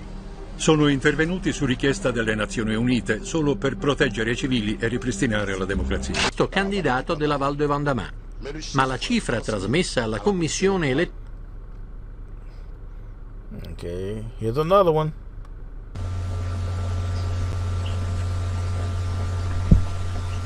How France loots its former colonies. Article on Veterans Today, November 15th, by C.G. Jabbar for This is Africa. He says we try to keep a positive vibe going. I know it's sunken in by now that this nigga does not give a fuck about black people.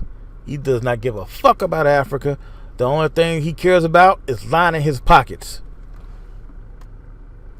Not just him, but him and all of his associates. Because if they gave a damn, they would have told on his ass by now. I'm going to touch on something else real quick before I forget to do it. Some of you may have noticed throughout his videos, he keeps saying propaganda, propaganda, propaganda.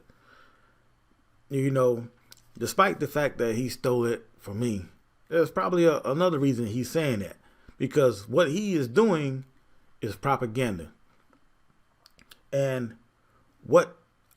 because of damn Obama and that National Defense Act that he signed, it made it legal for the government, United States government, and other entities to push propaganda to American citizens. So it's legal for motherfuckers to do this shit, unfortunately. But hacking and stealing, that's not legal. Okay, now we're on the next video. Now, because the white supremacists don't want groups to link up together against him, this is why he comes in and causes division. So now you have so much division. You have so-called Latinos, not all, but some that don't like blacks. Blacks don't like them. You know, everybody's separate, everybody at each other's throats, and that's what the white supremacists do. That's why I keep my attention on the white supremacists, and that's why I say that he's the devil that the Bible speaks of, because only the devil brings division. Only the devil brings calamity. He don't want people to unify under things that's good. That's not what he wants to do. Matter of fact, he don't want his own people linking up with other people. All he do is keep division going. And you know, now we can listen to me.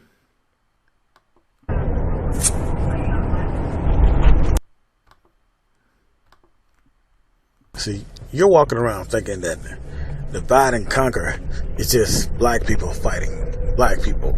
No, that ain't it. It's all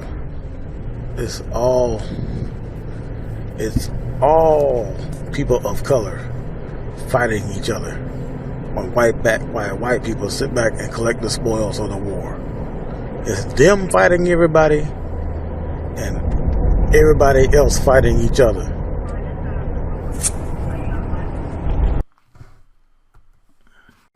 Okay, on to the next. You know, we can never say in this country we got true freedom as black people. We can never say we get justice. We don't. Every single day you see things about we don't get justice. We can never say we never had a true equality, because the moment you take a step forward, they make sure to take you 10 steps back. Prime example, let's do it recent. They get Barack Obama becomes president, even though he really benefited us. But what comes after Barack Obama? Donald Trump. That takes you 10 steps back. And white folks have always done that as a collective. Anytime they view black people to get anything, is always some white lash to something with black folks. So it comes to a question: what are we doing? Then some people say, if you say, well, you know what? Why even worry with this anymore? Like, why don't we just, take time, get our act together as a group, save our money, start visiting some African nations. Okay, now let's play what I said. Think about this now. You have a black president who is day in and day out was attacked by the racists. These people, talk show radio hosts and Fox News and everybody, telling everybody, all these white people, he's a Muslim, he's this, he's that, he's against America, he hates America, and all this other crap. And he's not for freedom, he's going to be a dictator and all this. Now, he signs into law some dictatorial powers for a president. And of course, he says that he's never going to use them, and he doesn't. He doesn't use those powers. But now you bring in a racist motherfucker who has amped up the white population to be racist and to hate other ethnicities. And he has all these dictatorial powers that Obama signed into law. And it sure is like he's going to use them. Now, doesn't that seem like a setup to you? Doesn't that seem like a setup?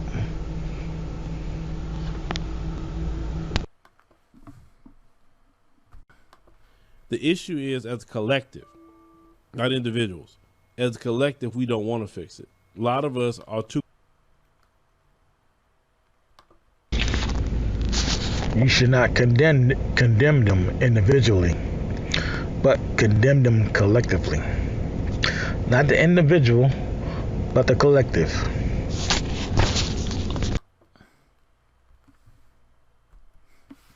Okay, I'm gonna play this next clip, and I'm gonna see if y'all can guess who he stole this from. This isn't from me. He stole this little line from somebody else. Black people love white people. They do. They love white people more than black people. They don't hate white people. When they say, "Oh, blacks hate whites," no, they don't. They love white people. I know that for a fact. They love white people. It don't matter what white people do to a black person. They will always forgive them. They will always give them the benefit of the doubt. Trust me. Now, can y'all guess who he stole that from? I'll give you a few seconds to think about it.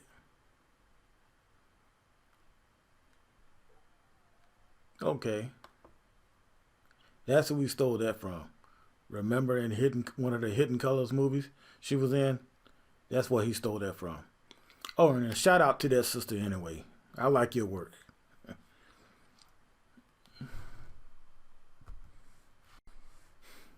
And by the way, I had a whole lot more I want to show y'all in these videos, but like I said, the motherfucker, he's watching everything that I do, and he figured out that I fucked up my hard drive.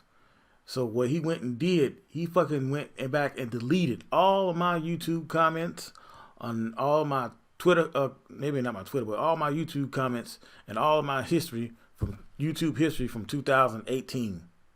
So I couldn't go back and show y'all the comments that he stole from me. But that doesn't matter, because I got plenty of more videos where this punk bitch done stole from me. A lot more than what I'm going to be showing y'all. I don't know if I've already said this, but I'm gonna go ahead and say it again.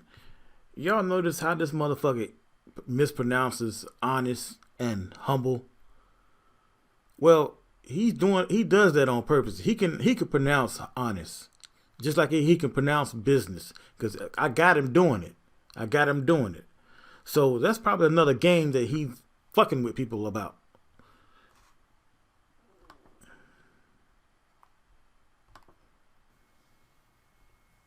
And in America, beyond with you, if you look at America versus other countries, you know, I'll put it up later when where he pronounces it right. That's just another one of his games he's playing with people, I'm tired, all right? Give me a break. And there's one thing I forgot to tell y'all in part 1, and this is very important. If you take your computer in to the police or some forensic analysis to get it checked out, make sure that you tell them that he has made veiled threats of finding illegal things on your computer.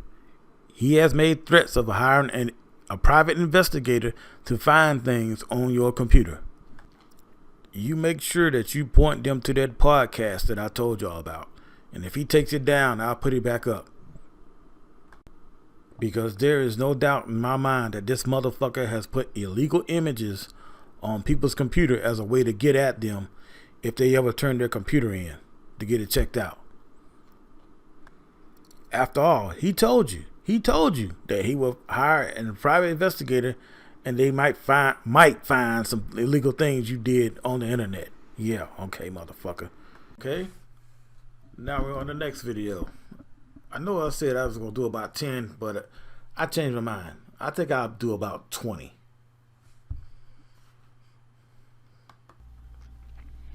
now we constantly, like I say, fighting for you at the expense of myself and my personal family. What I say puts me always on the line because I don't know who's out there. People threatening my life, people stalking, people doing all kind of things to me because I'm fighting for y'all. Because I want y'all to be able to stand up on your own 2 feet, see the world at least how I'm seeing it, and it's not through the lens of your bastardized father. It's through the lens of a black man that has had his eyes open to the world and society. Now, in order to do that, we ask for support. Nothing in this world is for free. And you want me to break that down? Okay, now let's play what I said. Oh shit, don't freeze up, motherfucker. Okay.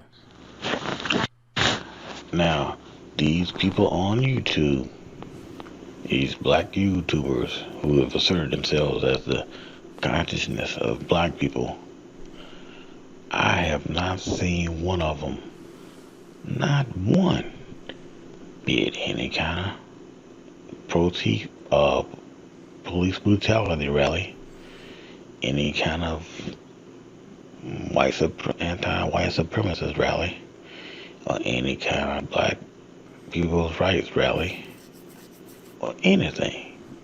Now, I could be wrong. They've never put themselves in a danger zone like Malcolm X, Martin Luther King, Medgar Evers, or the dozens and dozens of other civil rights leaders.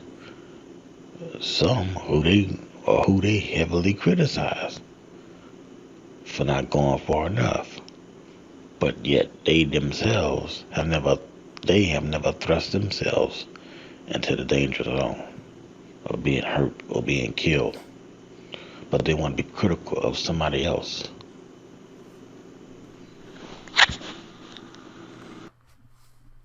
You see what a bitch this motherfucker is? And they's gonna talk shit and try and get me to donate for him stealing from me?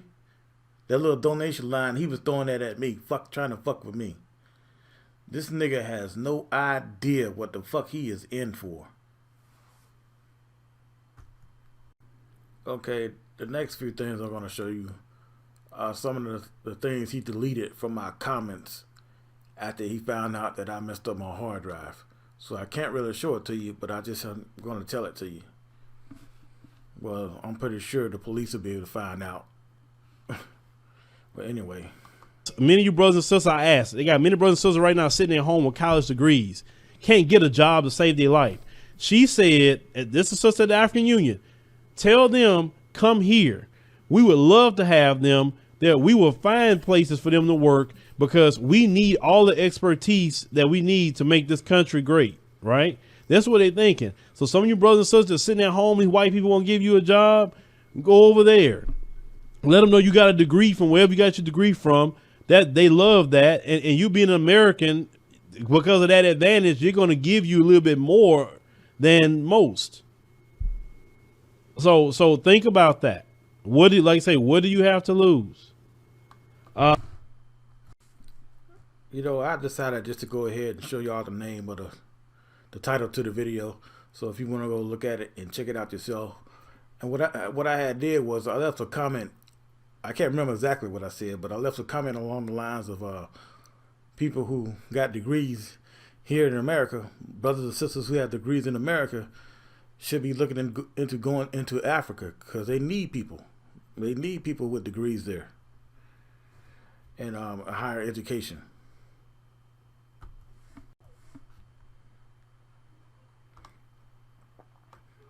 And that's the title.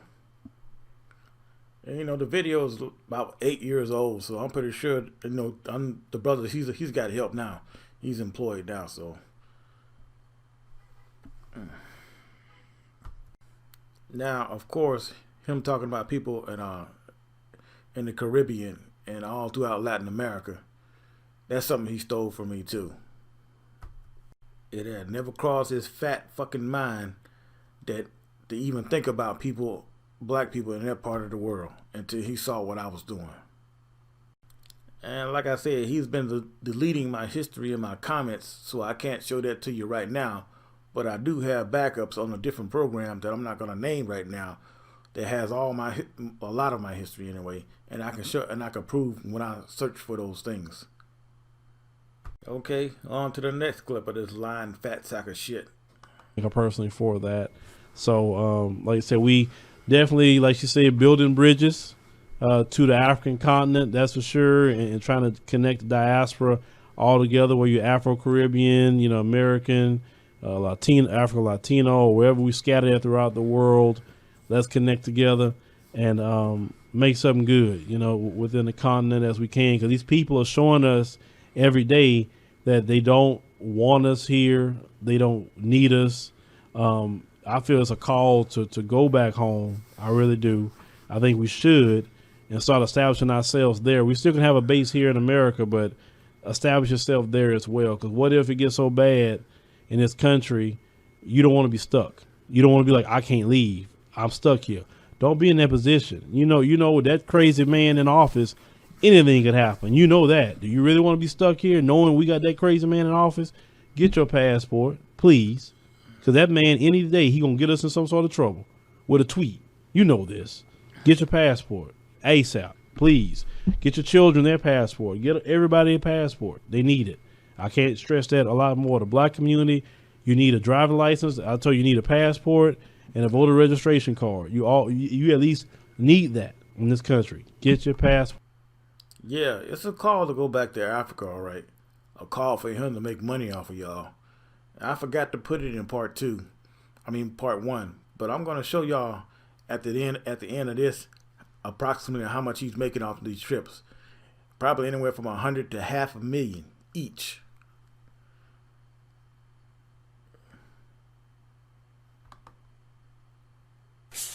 And connecting with other people of African descent in Africa and other minorities worldwide and doing business with them and locking white people out. Those should be your main concerns. Okay, and connecting with other people. On to the next video. Okay, we're going to play this next clip, and then I'm going to show you where he stole this from, this lie that he's telling. He stole it off my computer, of course, but I'm going to show you the video of what it is and how he tried to turn it around and make it look like it was something that happened in his life. That's what they should be putting on the census. I had one woman who's a follower of ours, and when we had that discussion, she said that she marked Native American on her child's school registration. They got mad at her and told her she had to mark white. Now, I told her, you should have told them, if you insist on this, I'm going to sue you for discrimination. You don't tell me what race I am, and push that. But she didn't push that. Okay. And we'll get to that later, too, as I address the Latino community. Now, I hope y'all know that is complete bullshit. That does not happen. If you're a native, you're going to mark down native. They're not going to tell you that, oh, you have to mark down white. That's bullshit. I'm going to show y'all where he got that from.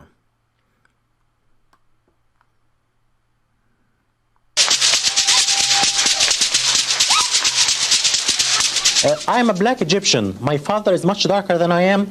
My mother is lighter than I am. In Egypt, people are identified by the religion first, not the race. So in Egypt, if you are Christian, you are a minority person. But if you're black, you're not a minority person. You are a part of the mainstream society. And I came from this background. And in Egypt, you identify as Arab and as Muslim. And in this country, when I first came, I identified myself as Arab American and Muslim first. And gradually, I became to identify myself as black. I came to the U.S. in 1978. And I became U.S. citizen in 1985. When I became a U.S. resident, I was told by the Immigration and Naturalization that I am white. And I told them that I'm black, and they said, no, in this country, you are white. All Arabs in this country, all Arab immigrants are white. I didn't pay much attention in the beginning to this, because in the Arab world, we identify with our ethnicity first as Arabs, and then with the race second as black or white or whatever. But in this country, you identify with your racial group first and then with your ethnicity second. Gradually, I became black first and Arab second. And I rejected my white classification publicly for the first time in 1987, in February, as a panelist in a function sponsored by the Association of the Study of Black Life and History in Detroit. I said that I belong to two minority groups. I am Arab American and Black American, and I'm racially black and ethnically Egyptian. I was harassed by my employer right after that. I work for a white school district. The superintendent is white. All the associate superintendents are white, even though that we provide services to 30% black population. But the organization is white and the approach is very white. The attitude towards me changed completely after I went out publicly and rejected my white classification.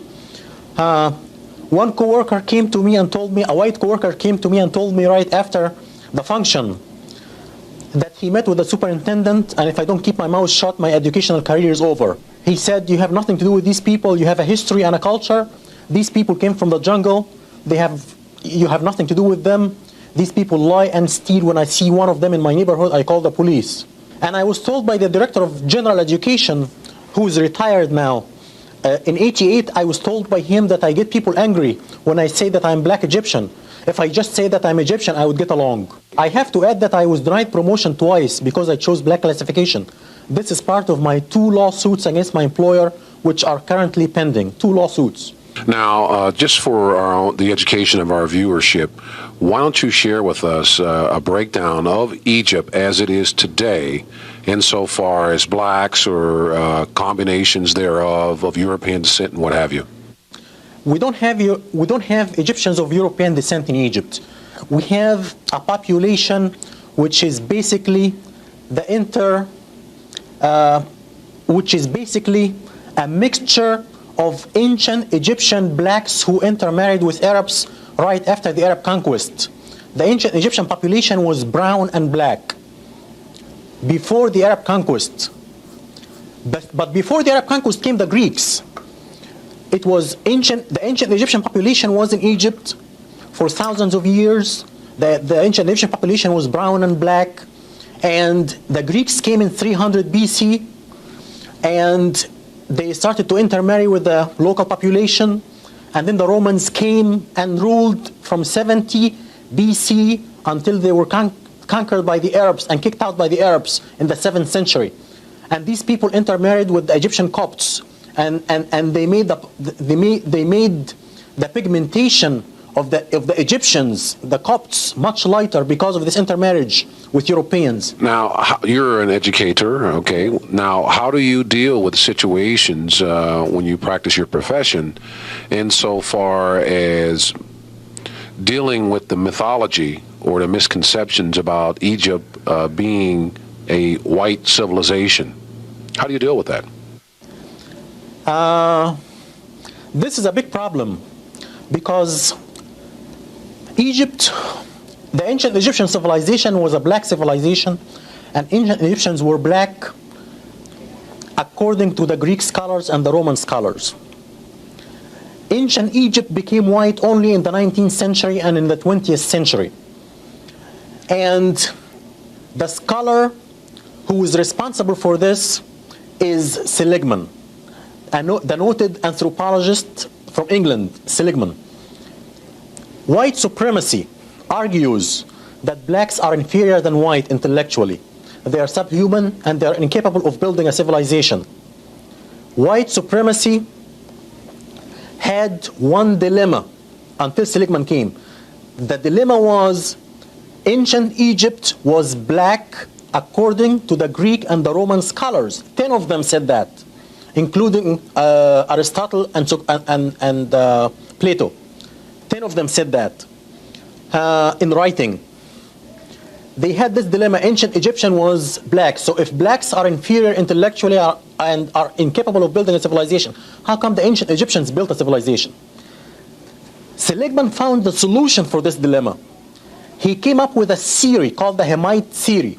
He separated the blacks who built a civilization in Egypt and Ethiopia from the rest of the black race, and he called them brown-skinned whites, or the Hamites. So Seligman saved white supremacy from this dilemma, and all the white scholars followed him from that time on. This was at the end of the 19th century. And since that time, white scholarship says that ancient Egypt is white. Mustafa Hefni is currently working on his doctorate degree at Wayne State University. His dissertation topic is a content analysis of the treatment of ancient Egypt in world history textbooks.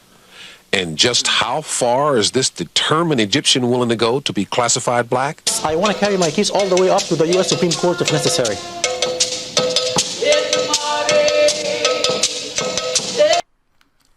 Now, do y'all see how they're always trying to divide black Americans from all other black people?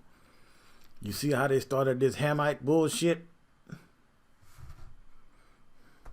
How in the fuck can somebody deny a Native American their heritage when every single one of them has that BIA card, Bureau of Indian Affairs? They all have those cards. So how the fuck they gonna deny somebody's heritage? And everybody should be asking him to ask his wife to show her BIA card since she's Native American. Like I said, every Native American in America has one of those cards. They get them when they're born. Okay, in this next clip, he's going to be talking about illegal immigration. And y'all might not realize this, but he did a flip-flop on this, and he took the other video down that he put up. Because he was saying the same thing that Tariq Nasheed was saying and others, telling black people they should stay out this fight. It's not their fight. It's none of their business and all this and all that. But after he heard me, what I said, he did a complete flip-flop. Because these people, they don't know what the fuck they're talking about these immigrants coming over here. A lot of these people, they are running for their lives. It's not just to come over here and get a job. All these people from Central America, like you say, Honduras, El Salvador, all these people that's running over here and flooding into America and this country is because MS-13 and the cartels run the country. Okay. Now, facts is 90% of the clientele of the cartels is the United States of America. I'm going to repeat that again. 90% of their clientele, 90% of the people who buy drugs from the cartels are people in the United States of America. This is why the U.S. is so important to cartels. This is why you have all of the bloodshed that you have in Mexico. It's because of drug routes to the United States of America. Okay, so there's a lot of people buying drugs over here, and we know who buying the most drugs. We don't need to put out there who buying it. We already know. Many of you brothers and sisters know who buying the most drugs. Okay. With that being said, let's look at just us for a minute. Okay. If we in the neighborhood, in the hood, you shooting, they killing, they doing whatever else in the hood. Common sense would say, I got to get out of here. I got to get my kids out of here. It's bad. Okay. We do that right here in America as black people. So with them in their countries, because the cartels, MS-13, whatever, run their countries, they are kidnapping their children, sex trafficking. Okay. They're kidnapping for ransom. They're forcing them to run drugs from them. Okay. And a lot of times they have this saying, what is basically silver or lead. I'm just translating it. In other words, either you get paid to do this or we kill you. You ain't got a choice. You got to run these drugs. Now, imagine if you had Pookie and Ray Ray forcing your children to run drugs for them. See, Pookie and Ray Ray don't do that, but in their countries, they do that. And if they don't comply with it, they'll kill them. They'll kill their mama, their daddy, their granddaddy, the babies. They kill them all. This is what happens in their country. So because they can't live and they can't be in peace, what happens is they say, man, we got to get out of here. We got to go many miles up to the U.S. At least in the U.S., we won't have that happen to us. So they all running over here. That's what's happening. Now,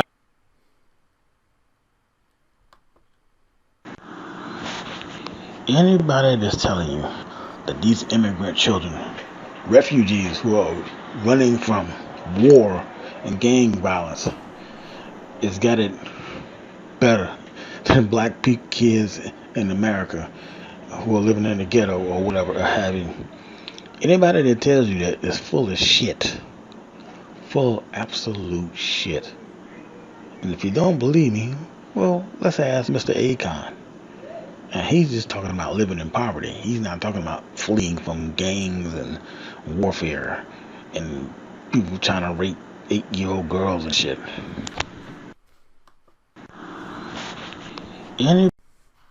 Moving along. This is why you have Africans having thoughts about black Americans, because he puts out a propaganda against black Americans to say, oh, we all out there being Pookie and Ray Ray. OK, that's why they say, well, black Americans are lazy or X, Y, Z, is because all they see, and which is so, to me, dumb to assume people a certain ways through a television. Like, how can you assume a whole group of people a certain way watching TV?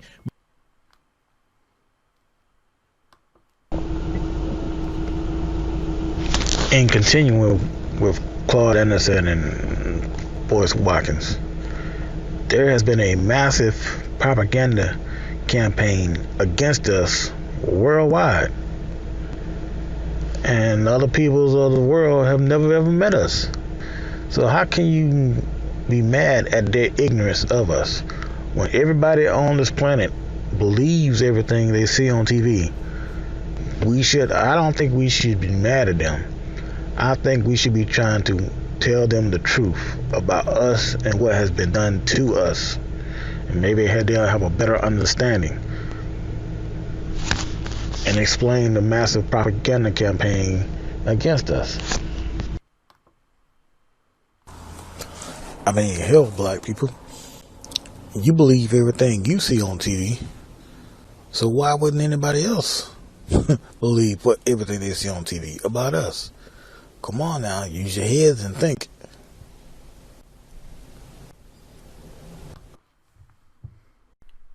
Okay, the next one is actually a video that I was making for YouTube that I was working on.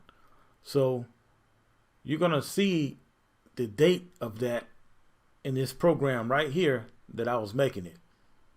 It's a file off of this program.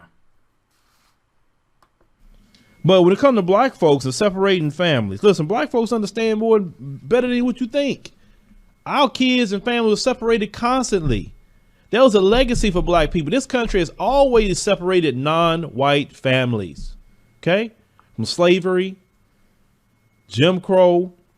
And when I mean separate, it could be separation through jail, permanent separation by murdering us, convict lease program, medical experiments, selling off our children, mass incarceration, whatever you think. We all, listen, I've covered stories on this channel where black parents are losing their kids to stupidity.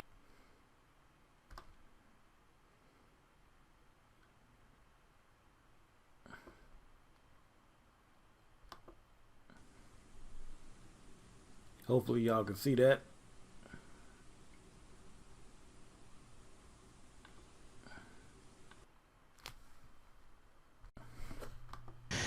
Yeah, you know how that goes, paying bills. But let's go ahead on and get started. We're about 7 minutes in. All right. The 10 hindrances to black unity. Now, we always talking about black unity. I'm pretty sure y'all gonna see that big fat notebook of notes of what he's stolen from me. And he already told y'all he don't read a script. Okay.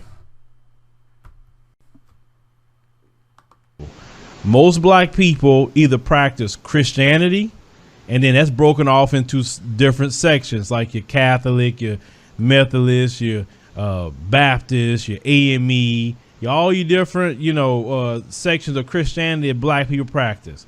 Then you have Islam. A lot of black people practice Islam. You have your Nation of Islam, Orthodox Islam, 5% Nation, all these different people that kind of practice Islam.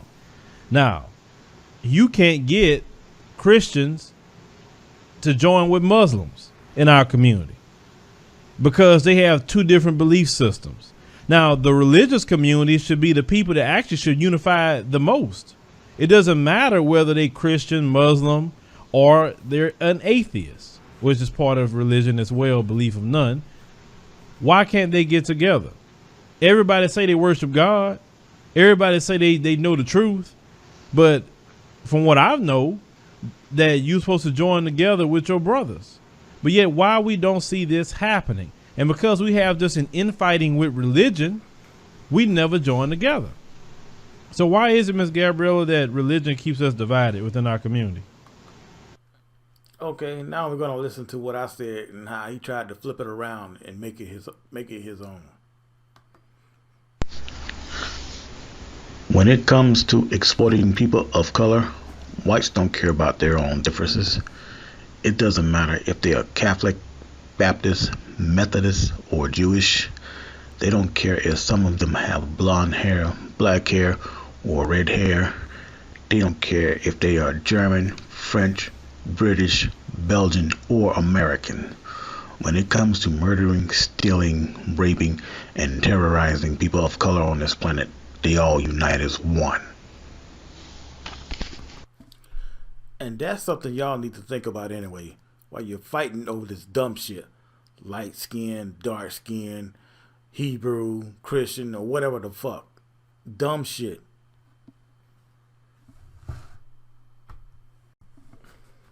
You may say, well, I can't join with a black person if they married to a person of a different race. Okay, now you separate it from black people who married to a person of a different race. My motto with that is, I don't care who you married to. I don't advocate, doing certain things that y'all doing, because you'll know if you're marrying racist.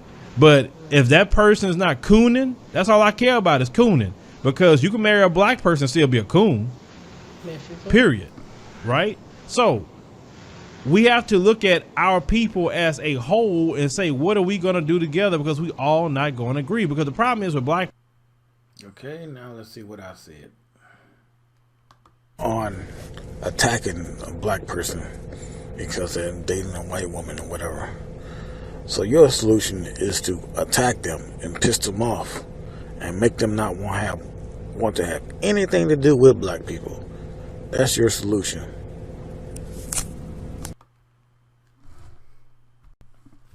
Okay, next clip. I could fit the standard of the pro-black ideology, and then there'll still be somebody that will have something to say about it. So we need to stop nitpicking at things that don't matter. And another thing is, when it comes to some, I'm not going to say all, but some people that do claim to be pro-black, they don't know how to deliver a message in love. And I understand that we as black people are very passionate, but we can't be so angry when we speak, because that does turn a lot of people away. Because I've seen a lot of people will say some of the most horrible, hateful things about gay people. You know, my opinion on gay doesn't matter, but at the same time, like, they will say like they're demons, they're disgusting, they're demonic. They'll talk about black women and call them the B word, call them bastard baby makers and all kind of crazy stuff. And then you wonder why people don't really want to follow your belief system. Well, okay, now let's play what I said. There's no such thing as constructive criticism anymore. Automatically, when you tell somebody that they're fucking up, you're doing it because you're trying to be mean to them, because you want to be an asshole or whatever. You're not doing it because you're trying to help them, because you care about them.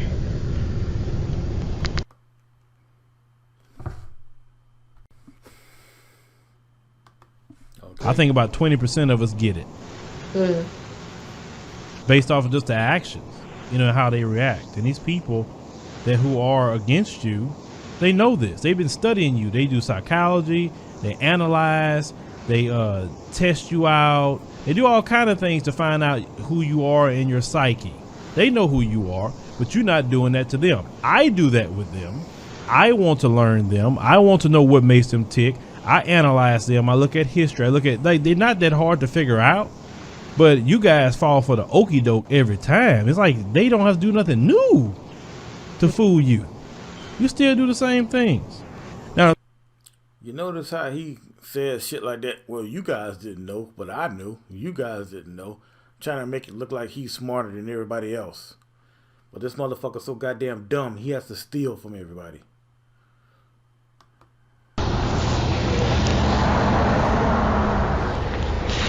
You need to start listening to Michael Savage. You need to start listening to Fox News and Sean Hannity and Bill O'Reilly and the rest, and see what they're saying about us to people all around the world.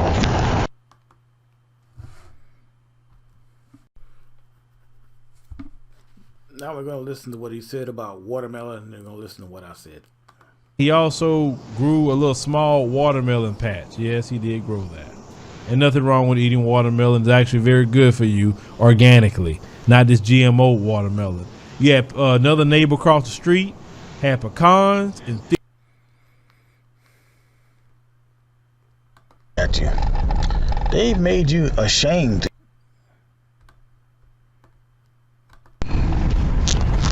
This is how twisted they got you. They've made you ashamed to eat one of the most nutritious vitamin fortified fruits there is out there. Something that's good for you. Watermelon. One of the best things you can eat. And they've made you ashamed of it. Embarrassed to eat it.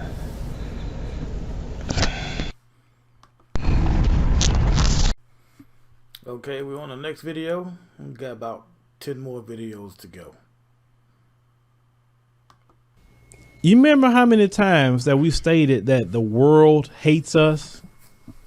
They're admitting right here that they purposely do things to make the world hate us. Hate them, hate us, hate the idea of our unity. That's why everyone in the world hates us. See, when you look at all these different countries, I've seen Latin TV have done blackface. When you see Japanese doing blackface, when you're seeing Chinese doing blackface, all that sent us back to them. That's why I say white supremacy is the enemy. Yes, non-white groups have joined in, but it all sent us back to them. They the one that said to hate us. They the one that's put out to the rest of America and the world to hate the black man and hate the black woman. Okay, I just want to make sure we talk about. Okay, now we're going to see where he saw that in Latin America. Lips and black face paint is a thief who cannot stop himself from stealing. In this scene, a comic plays a black man acting like an ape. And on this show, a Michael Jackson lookalike complains that his black son resembles a chimpanzee. Solution? Bleach his face and cut off his tail. It may be hard to believe, but in South America, this is primetime comedy. In fact, offensive sketches like these air in 14 Latin American countries and Japan. Programs like Peru's Risas y Salsa, Risas de America, and JB Noticias are hugely popular. They get big laughs and even bigger ratings. What may surprise you even more than the racism in these shows is who supported them with advertising. We found the programs included commercials from some of the best-known companies in America. Pepsi, Coca-Cola, Quaker Oats, Procter & Gamble, a who's who of American corporate giants. And some of the companies, including Nabisco here in New Jersey, not only advertised on these programs, they also used racist images in their own Latin American commercials. Just take a look at this. Oh, yeah. In this 1996 Nabisco commercial, black people are portrayed as cannibals. Their dinner? White tourists. For dessert, Nabisco's royal pudding. Could have been produced by the Ku Klux Klan. Harry Alford is president of the National Black Chamber of Commerce. We showed him the royal pudding ad and some of the racist comedy scenes. He didn't find them very funny. It was mean-spirited racism. It wasn't subtle. It was in-your-face, kick-your-butt type racism. Stereotypical to the point of downright demeaning to a sizable portion of the human race. Nabisco refused our request for an on-camera interview, but in a written statement, the company defended the ad, saying the commercial was tested in Peru and was not deemed by the viewers as inappropriate or offensive in any way. Of course, in the past, acts like these were widely popular in America. Many people thought it was funny when Al Jolson painted his face black and donned a wig in the 1930s. I'll give you indigestion. You won't like me. Nowadays, these skits are unacceptable in America. But the images from the past pale in comparison with what's happening today, south of the border. Take a look at this Goodyear tire ad that ran in Peru last year. A pitchman compares the thickness of the tire tread to the lips of his black colleague. I think it's despicable, it's racist, it's unacceptable, and we need to deal with it. It is telling other people who may not know this is the way it is. And subtly, they start believing it. That's bad. And Goodyear now agrees. It stopped running the ad and has apologized to the NAACP. Perhaps the companies thought these racist shows would never be seen in the U.S., but some of them are. For example, Channel 66 here in New York City runs the program Risas y Salsa. And check out this sketch, which ran during the show one recent Saturday night. In this skit, a black woman plays an African prostitute. The gag? She's a cannibal.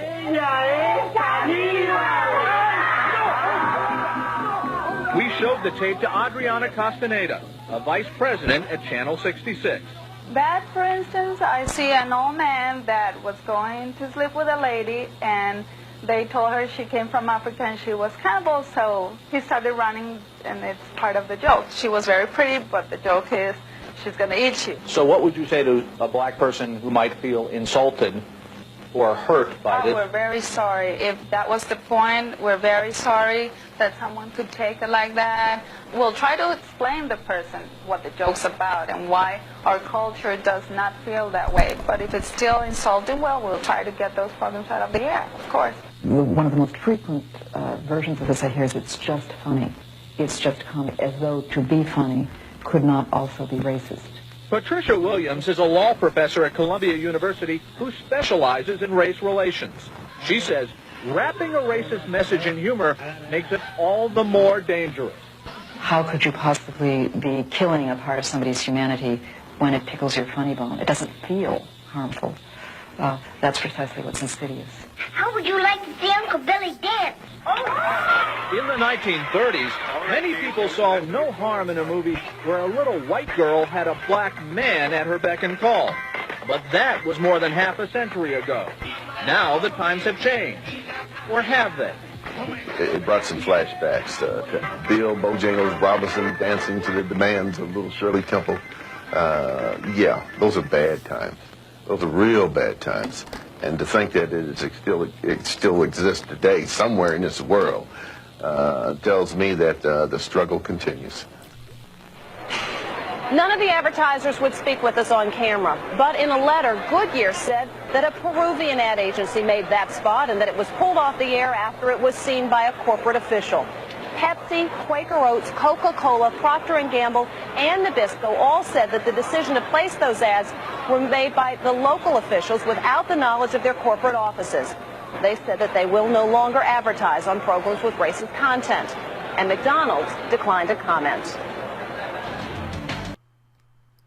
You know, a major problem is, and always has been, these fucking corporations.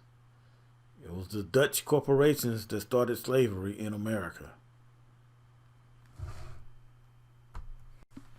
When I told you that they all work in a system of global white supremacy, they all work together to subjugate the world and to steal the resources from Africa and anywhere else that has some sort of melanin to it, okay?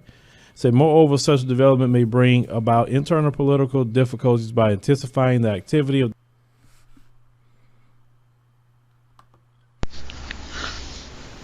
When it comes to exploiting people of color, whites don't care about their own differences. It doesn't matter if they are Catholic, Baptist, Methodist, or Jewish. They don't care if some of them have blonde hair, black hair, or red hair. They don't care if they are German, French, British, Belgian, or American. When it comes to murdering, stealing, raping, and terrorizing people of color on this planet, they all unite as one. This motherfucker is going to go down as one of the biggest frauds in history, and certainly the biggest traitor ever. They're not gonna people aren't gonna say Benedict Arnold anymore. They're gonna say Philip Scott.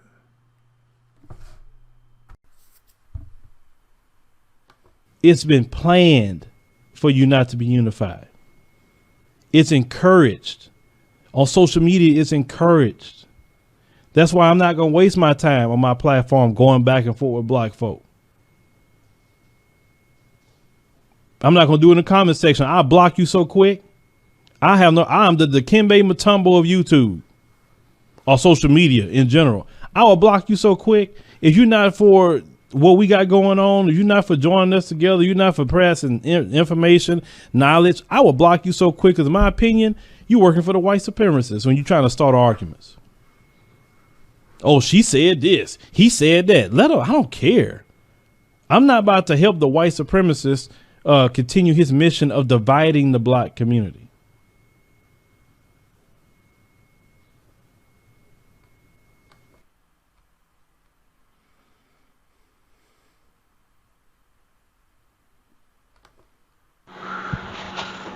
You know, the government doesn't need another COINTELPRO program because you motherfuckers do it for them for free. It's all this divide and conquer among ourselves and among other races of people. You motherfuckers don't do shit for trying to find reasons for people to fight and argue about. You ain't trying to find a motherfucking thing to goddamn bring people together. That's what you all about. Black people fighting each other, going back and forth and bickering other races, and not us actually doing something. And y'all about fucking selling your movies and selling your music or whatever. You're not about black people getting together and doing something. Because if you wanted to, you motherfuckers, you have the means. You know the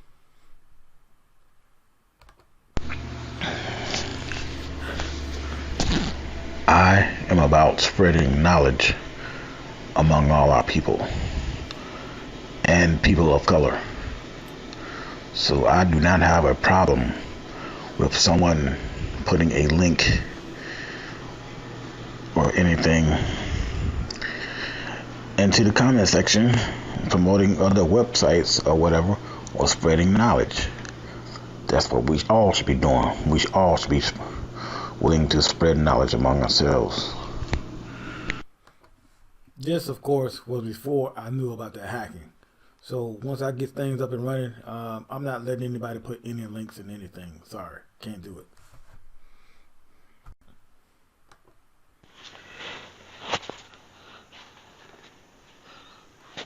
White people have gone all around this world, tricking other people to hate us, to distrust us. And y'all helping them. You motherfuckers are helping them with this.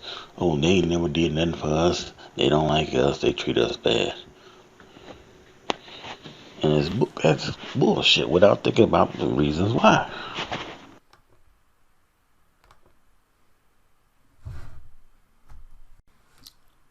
I think I forgot to show y'all when I first had this memorandum 46 on my computer. So here it goes right here, just in case I did forget. This is it, May 27, 2017, when I first downloaded it.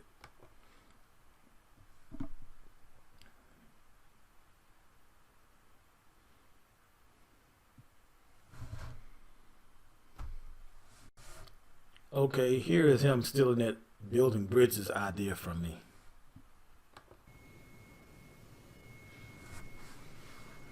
Well, if you say I need a tour, oh boy, you know, that wouldn't be bad, but it would have to be done the right way, you know. And then I'd be like, well, how many people would actually show up to something like that if I was to do a tour, possibly? I mean, that would be interesting.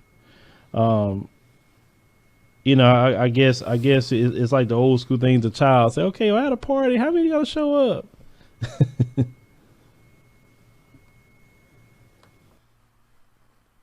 Okay, here's me. You know, the government doesn't need another COINTELPRO program because you motherfuckers do it for them for free. So all this divide and conquer among ourselves and among other races of people. You motherfuckers don't do shit for trying to find reasons for people to fight and argue about. You ain't trying to find a motherfucking thing to goddamn bring people together. That's what you all about. Black people fighting each other, going back and forth and bickering other races, and not actually doing something. And y'all about fucking selling your movies and selling your music or whatever. You're not about black people getting together and doing something. Because if you wanted to, you motherfuckers, you have the means. You know the people. You know people all over the world. You can easily rent a hotel, have some kind of conference of black people from Africa, black people from Latin America, black people from South America, black people from North America, the Aborigines, and black people all over the world. Y'all could easily put something like that together, and none of you motherfuckers even thought about trying to do it to help us solve our problems, because we all got the same. Now, is there any doubt left in anybody's mind what a piece of shit this motherfucker is? Okay, now we're gonna listen to this bitch talk about his book, the book that he wrote, and then I'm gonna comment on it. We're going through the round of edits on the book, and as soon as my book is done, I'll let you guys know. Only I'm gonna tell you, I was reading my book the other day. You know, just after the editor was, you know, going through a round of edits, like, ooh boy. I mean, it's boy, I'm telling you, out the gate, it's coming out swinging on the first chapter. I'm like, yeah. I said, you know, so some of the white supremacists gonna want to read it. They ain't gonna like it. I'm gonna tell you that much. They're gonna tear that book in half. He doesn't know what's in his own book that he supposedly wrote. That's believable, since he doesn't do nothing but steal from everybody. Okay, we're on the next video. All right, so William said, you made a video in 2014 and you said that black people can be racist too. Do you still believe that? 2014, prior to me coming into the... Okay, we're on the next video. Mm-hmm. All right. So William said, you made a video in 2014 and you said that black people can be racist too. Do you still believe that?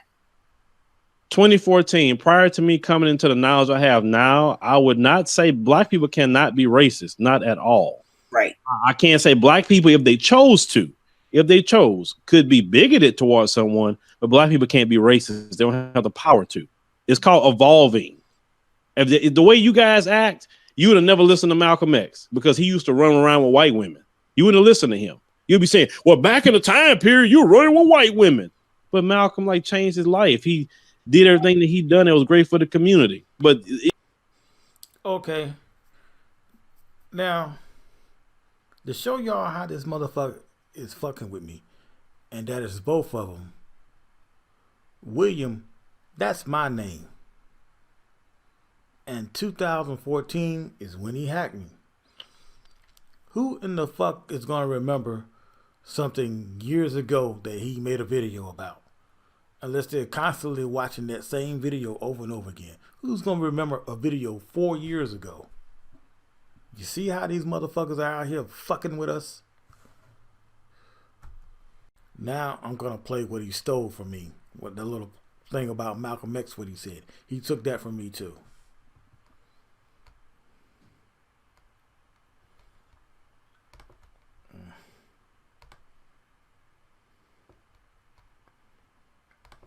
If someone is not like Jesse Lee Peterson, Sheriff Clark, or Larry Elder, if they're not that type of a person, leave them the fuck alone. You shouldn't be bothering them. Those are the motherfuckers you should be trying to talking shit about.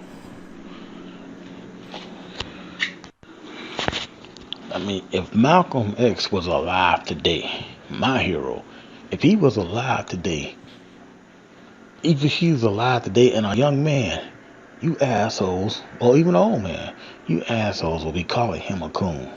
Because he said he's willing to work with anybody that can help us relieve our miserable condition. And he didn't care what color they were. And you motherfuckers will be out there calling him a coon.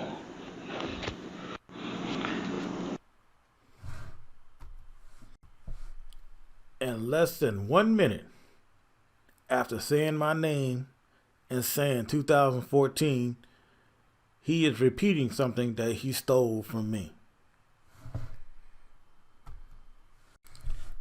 Now, I don't know if I told y'all this already or not, but what these motherfuckers are doing, fucking with people, government agencies do the same shit. You know, they don't just do their job and investigate or whatever. They fuck with people. Like they're doing.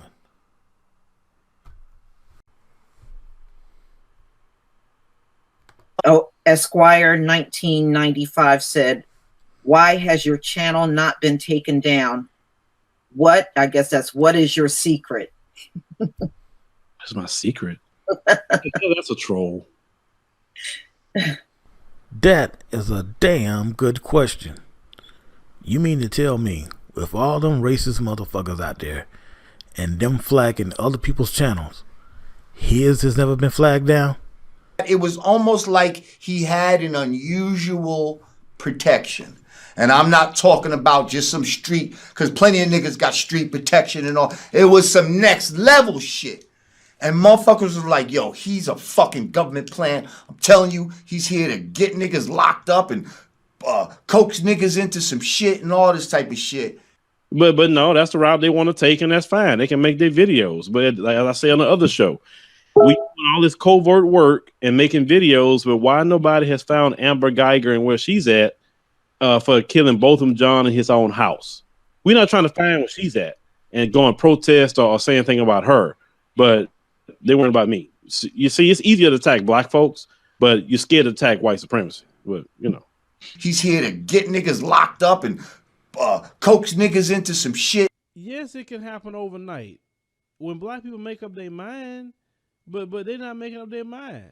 And the more and more we allow, like, do you understand the George Zimmerman killing of Trayvon Martin set all this off? Do you realize that? The moment that we as black people didn't make a response to George Zimmerman, and he got away with killing Trayvon Martin, and he's okay to run around Florida and not do anything, and he's fine. Do you realize that opened the door for the modern day murdering of black folks that we've never, whether it's cops, whether it's somebody in the public, just murdering black people? You look at Corinne Gaines, okay? Look at Corinne Gaines, that sister, may she rest in power. These race soldiers came in and shot her child, a 4-year-old child. And and nothing happened out of that. They got away, even though the little boy survived. They shot a child. Do you realize, guys, how evil these people are? They will kill your children. Like, most people, won't fool with children. But they will kill your children. They will harm your children. They will maim your children. Maim the women. And we as a community don't do anything. They keep doing it over and over and over and over and over, and we do nothing. Trust me, they're using him to draw people out. That's what the fuck they doing.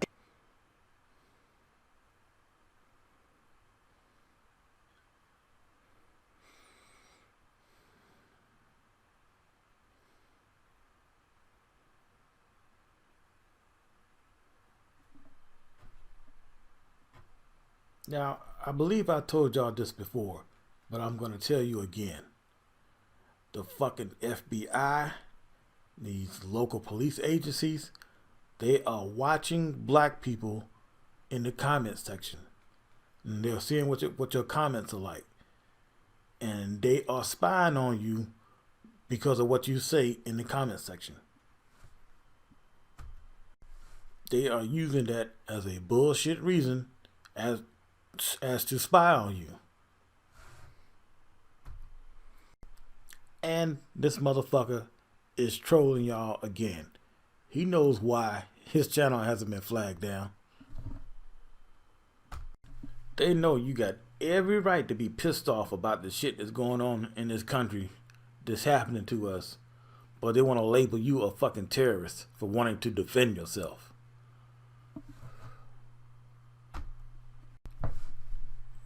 There have been reports for years that the Klan has infiltrated the police departments all across America. It ain't just the fucking police, it's the entire fucking government.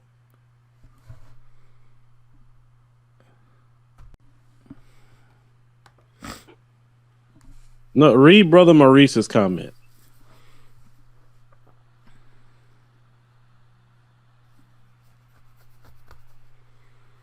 Another issue I have when your business is making money off of our suffering isn't cool, because you keep saying, I have to protect my business.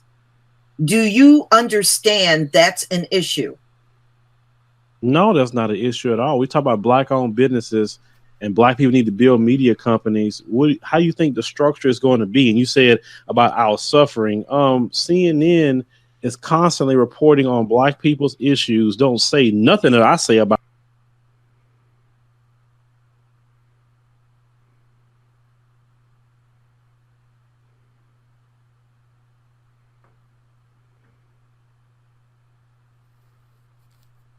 You're not in business to be liking people. You're in business to get the dollar, to get the bag. No, the black people, we weigh our emotions too much on our shoulders and for the wrong people. I don't really care, Darlene, what he is. If he was to give me something I want, that's all I care about. See, people have to understand, you don't supposed to like people. It's like business. You don't have to like people in business. All you have to do is go get what you want out of them. You need to finesse people. That's it. We need to get out of liking personalities. And, we see, unfortunately, there are some within the white community view black issues as a hustle. They trying to make money. And we see this over and over and over again. Because, talking about black people is a hot thing to do. It's going to get you clicks and you're going to make some money, I'm trying to hustle. I'm trying to make this money. I'm trying to set myself up and set my kids up. Let me tell you something. If you hustling, like you out here hustling, thugging, and anything else, and if you can get that money, he gonna get it. And you say he put in a poor neighborhood because they know they can get money, especially out of black folk, especially out of black folk, especially out of black folk, especially out of black folk. Okay, in this video, I'm not really gonna go through it because it's pretty much the same things he's stolen from me before and used, so I no need to repeat it. Okay, we're on the next video. I'm gonna show you all a picture that he stole off of my computer. I'm pretty sure when some of y'all see it, you'll recognize this person who it is. Oh, in this country, which is very sad, that terrorism is color based. We'll put this little picture up. It's quite funny in a lot of ways, but it's true. You are mentally ill if you are one persuasion, and if you're darker, that's when you. Okay, and this is the picture right here, and you can see I downloaded it on December 2015.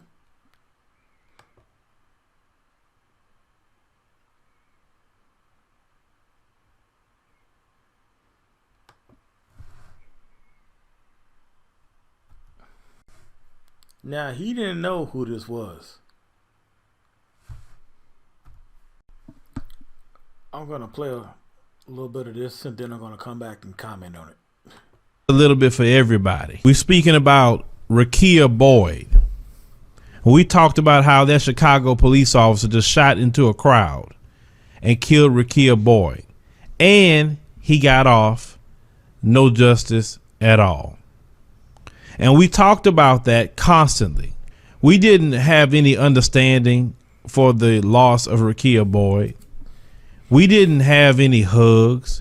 We didn't hear anything about let's come together as a country. We didn't hear any of that. It was Rekia's fault. Why was she out there? She shouldn't have been partying. The cop was afraid for his life. This is what we heard.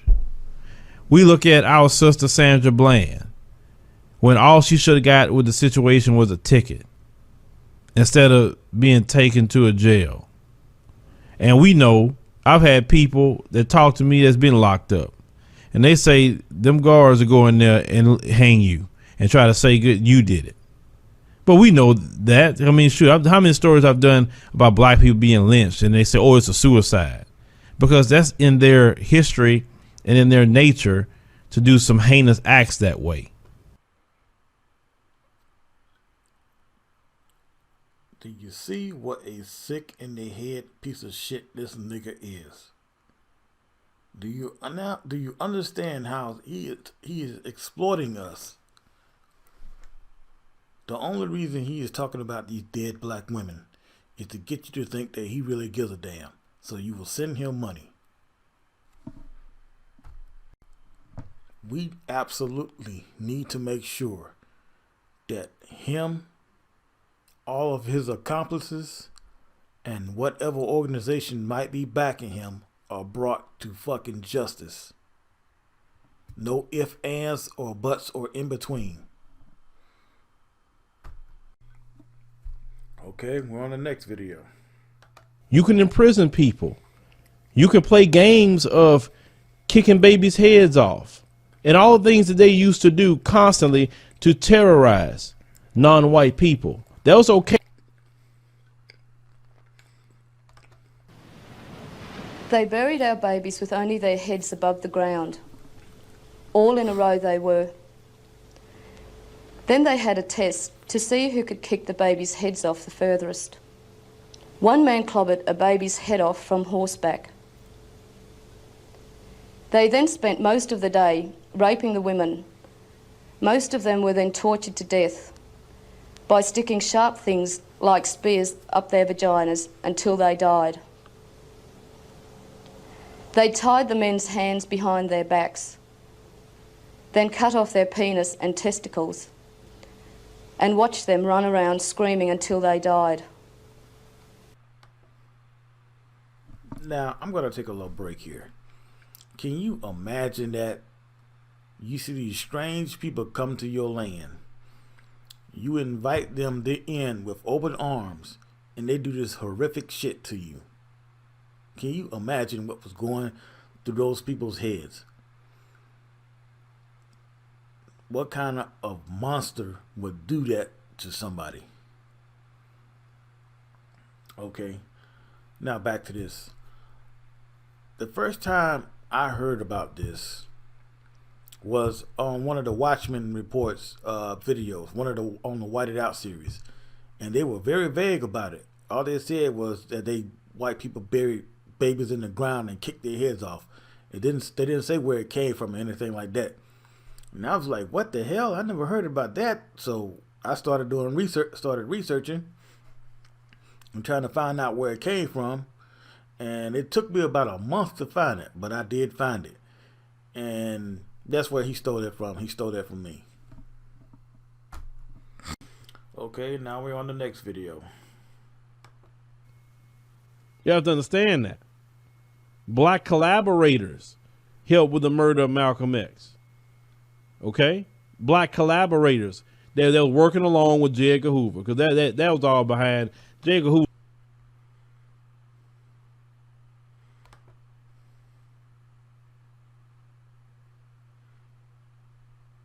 As you can see, I said white supremacy collaborators, and he changed that to black collaborators.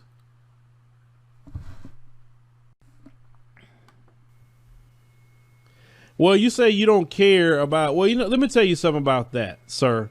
I have Hispanic people who love my show. Okay. I've met them in the street.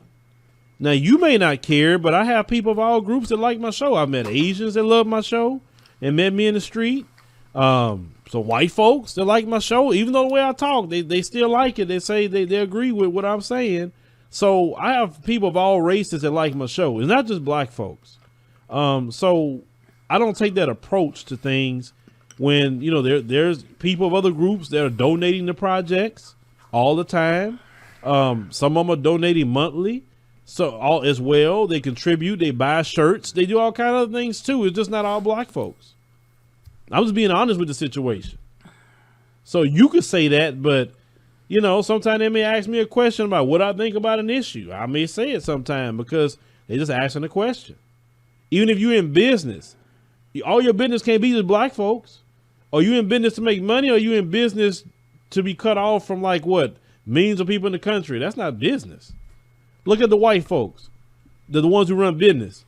They don't care if they like you or not. They gonna want that black dollar, do they? They want the dollar of everybody. The Asians or whatever. You see them same ones that whipping black folks, they still want black folks' money. That's what you're saying. That's what you're doing.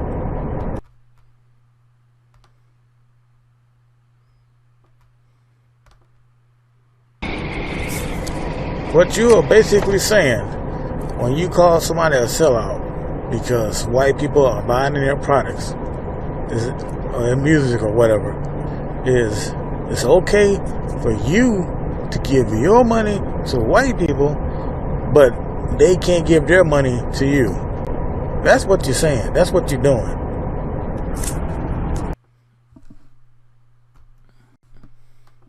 But yet, blacks in control, so we aren't got the country in trillions of dollars of debt.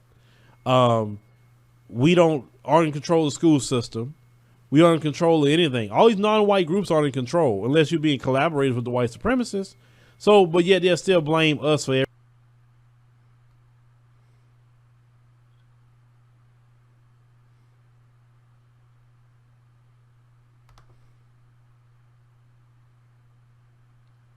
Is that it again? Okay, we're on another video. Nobody wants to take responsibility in the black community that on both sides that we have failed each other. Nobody wants a solution. Everybody want to be right. And so white supremacy getting us, and then a section of our community getting us too. We don't have no relief.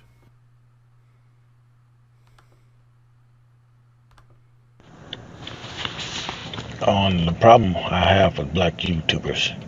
You motherfuckers ain't never wrong about nothing. You're always right. If somebody disagrees with you or thinks thinks things should be done in a different way, they're a coon or a sellout. You're out here telling people who they should be marrying. You are a bunch of fucking immature motherfuckers. That is a sign of purity, sign of immaturity. That you ain't never wrong about nothing. You're always right, and you can't admit that you're wrong. A grown person, an adult, will admit when they're wrong or make a mistake. They don't keep digging in and keep trying to force the issue, trying to make themselves be right. They will admit when they're wrong and make a mistake, because they're human beings, and all human beings make mistakes, and all human beings have made wrong judgments sometimes. Now, I might have said this before, but I'm gonna say it again. I had a whole lot more to show y'all, but like I said, once he discovered that I fucked up my hard drive, he started deleting my comments in my history.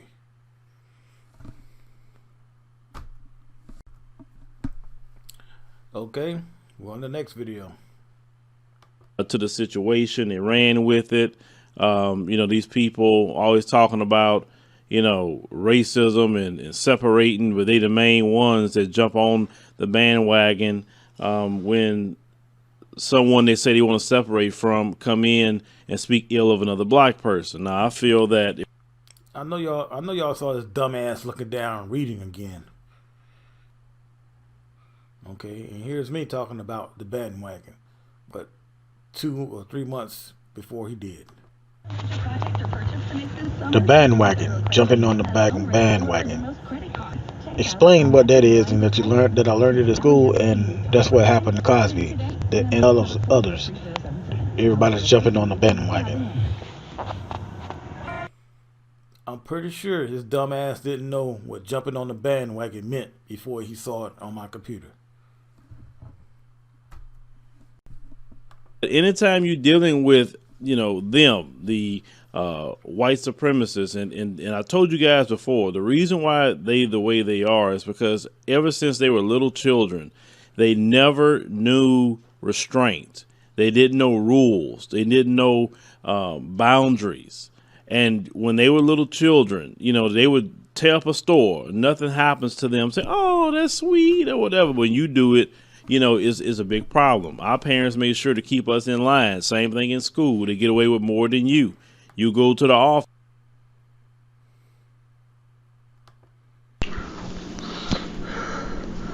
Look at how the typical racist acts. Like a spoiled brat. I deserve this, I deserve that, and nobody else deserves anything. And what feels good, do it. And you can thank the world of psychiatry for that. They're the ones who started. That's another segment of this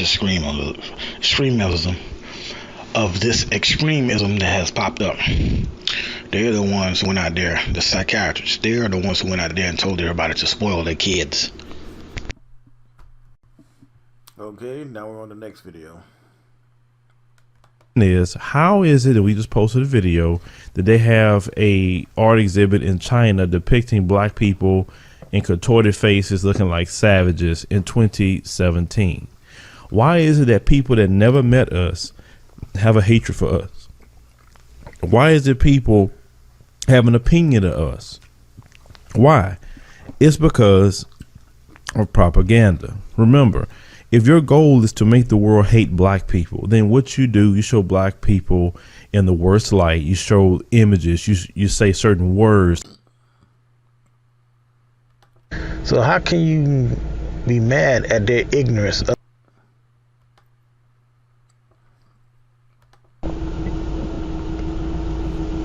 and continuing with Claude Anderson and Boyce Watkins? There has been a massive propaganda campaign against us worldwide, and other peoples of the world have never ever met us. So how can you be mad at their ignorance of us when everybody on this planet believes everything they see on TV? I don't think we should be mad at them.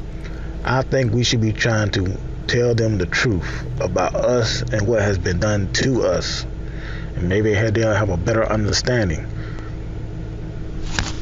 and explain the massive propaganda campaign against us.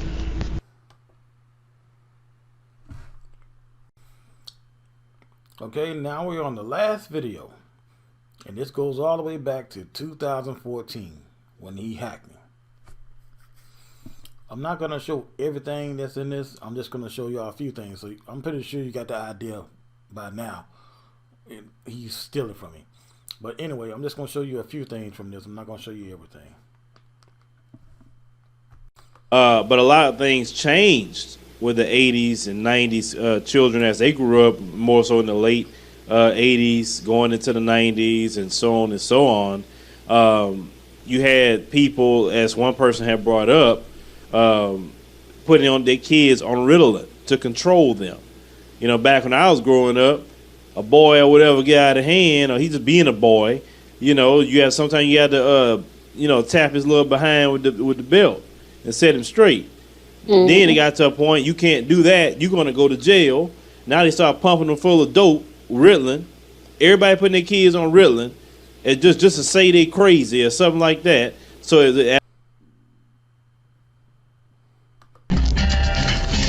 these kids are the way they are today because they suffer no consequences for what they do.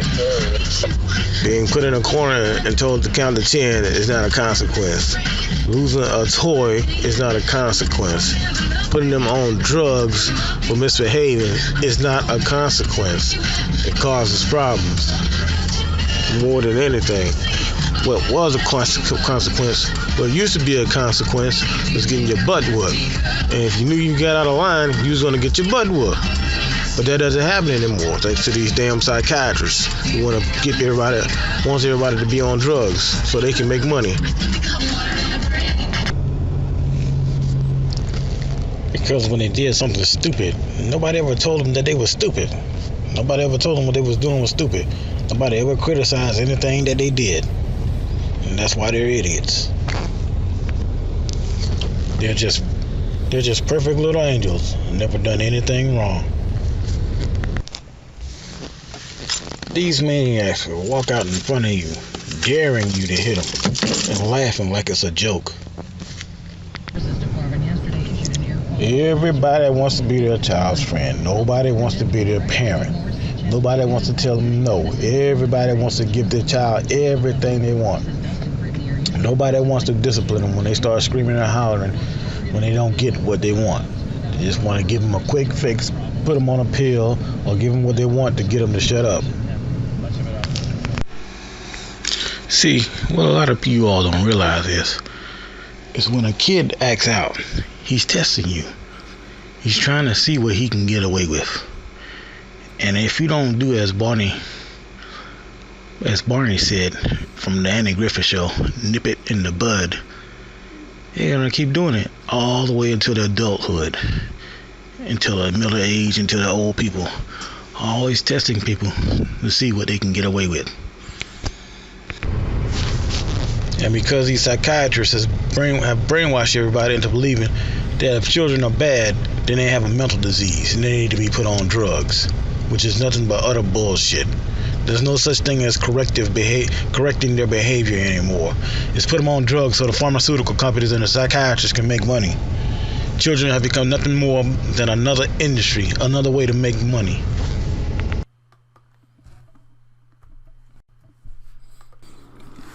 You gotta ask yourself, how in the fuck is he gonna know anything about the behavior changes of children from the 80s and 90s when he himself was born in 1979 and 1980? How in the fuck is he gonna make that comparison?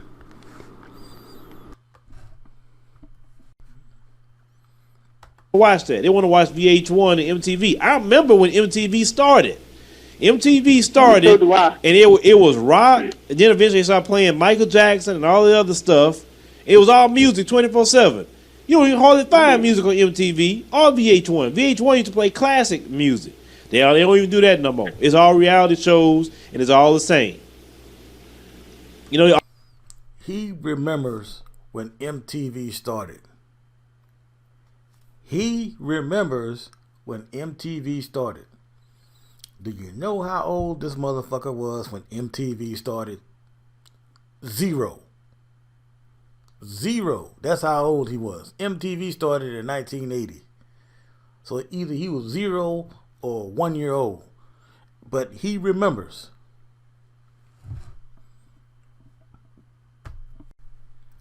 That's something else that he stole from me. There was something else I forgot to mention in part 1. If you notice that you got some weird subscribers, I mean like a whole bunch of them, probably like 15, 20 or more, that's him and his hacking crew. So they can flag your channel down when they get mad at you or whatever, for whatever reason.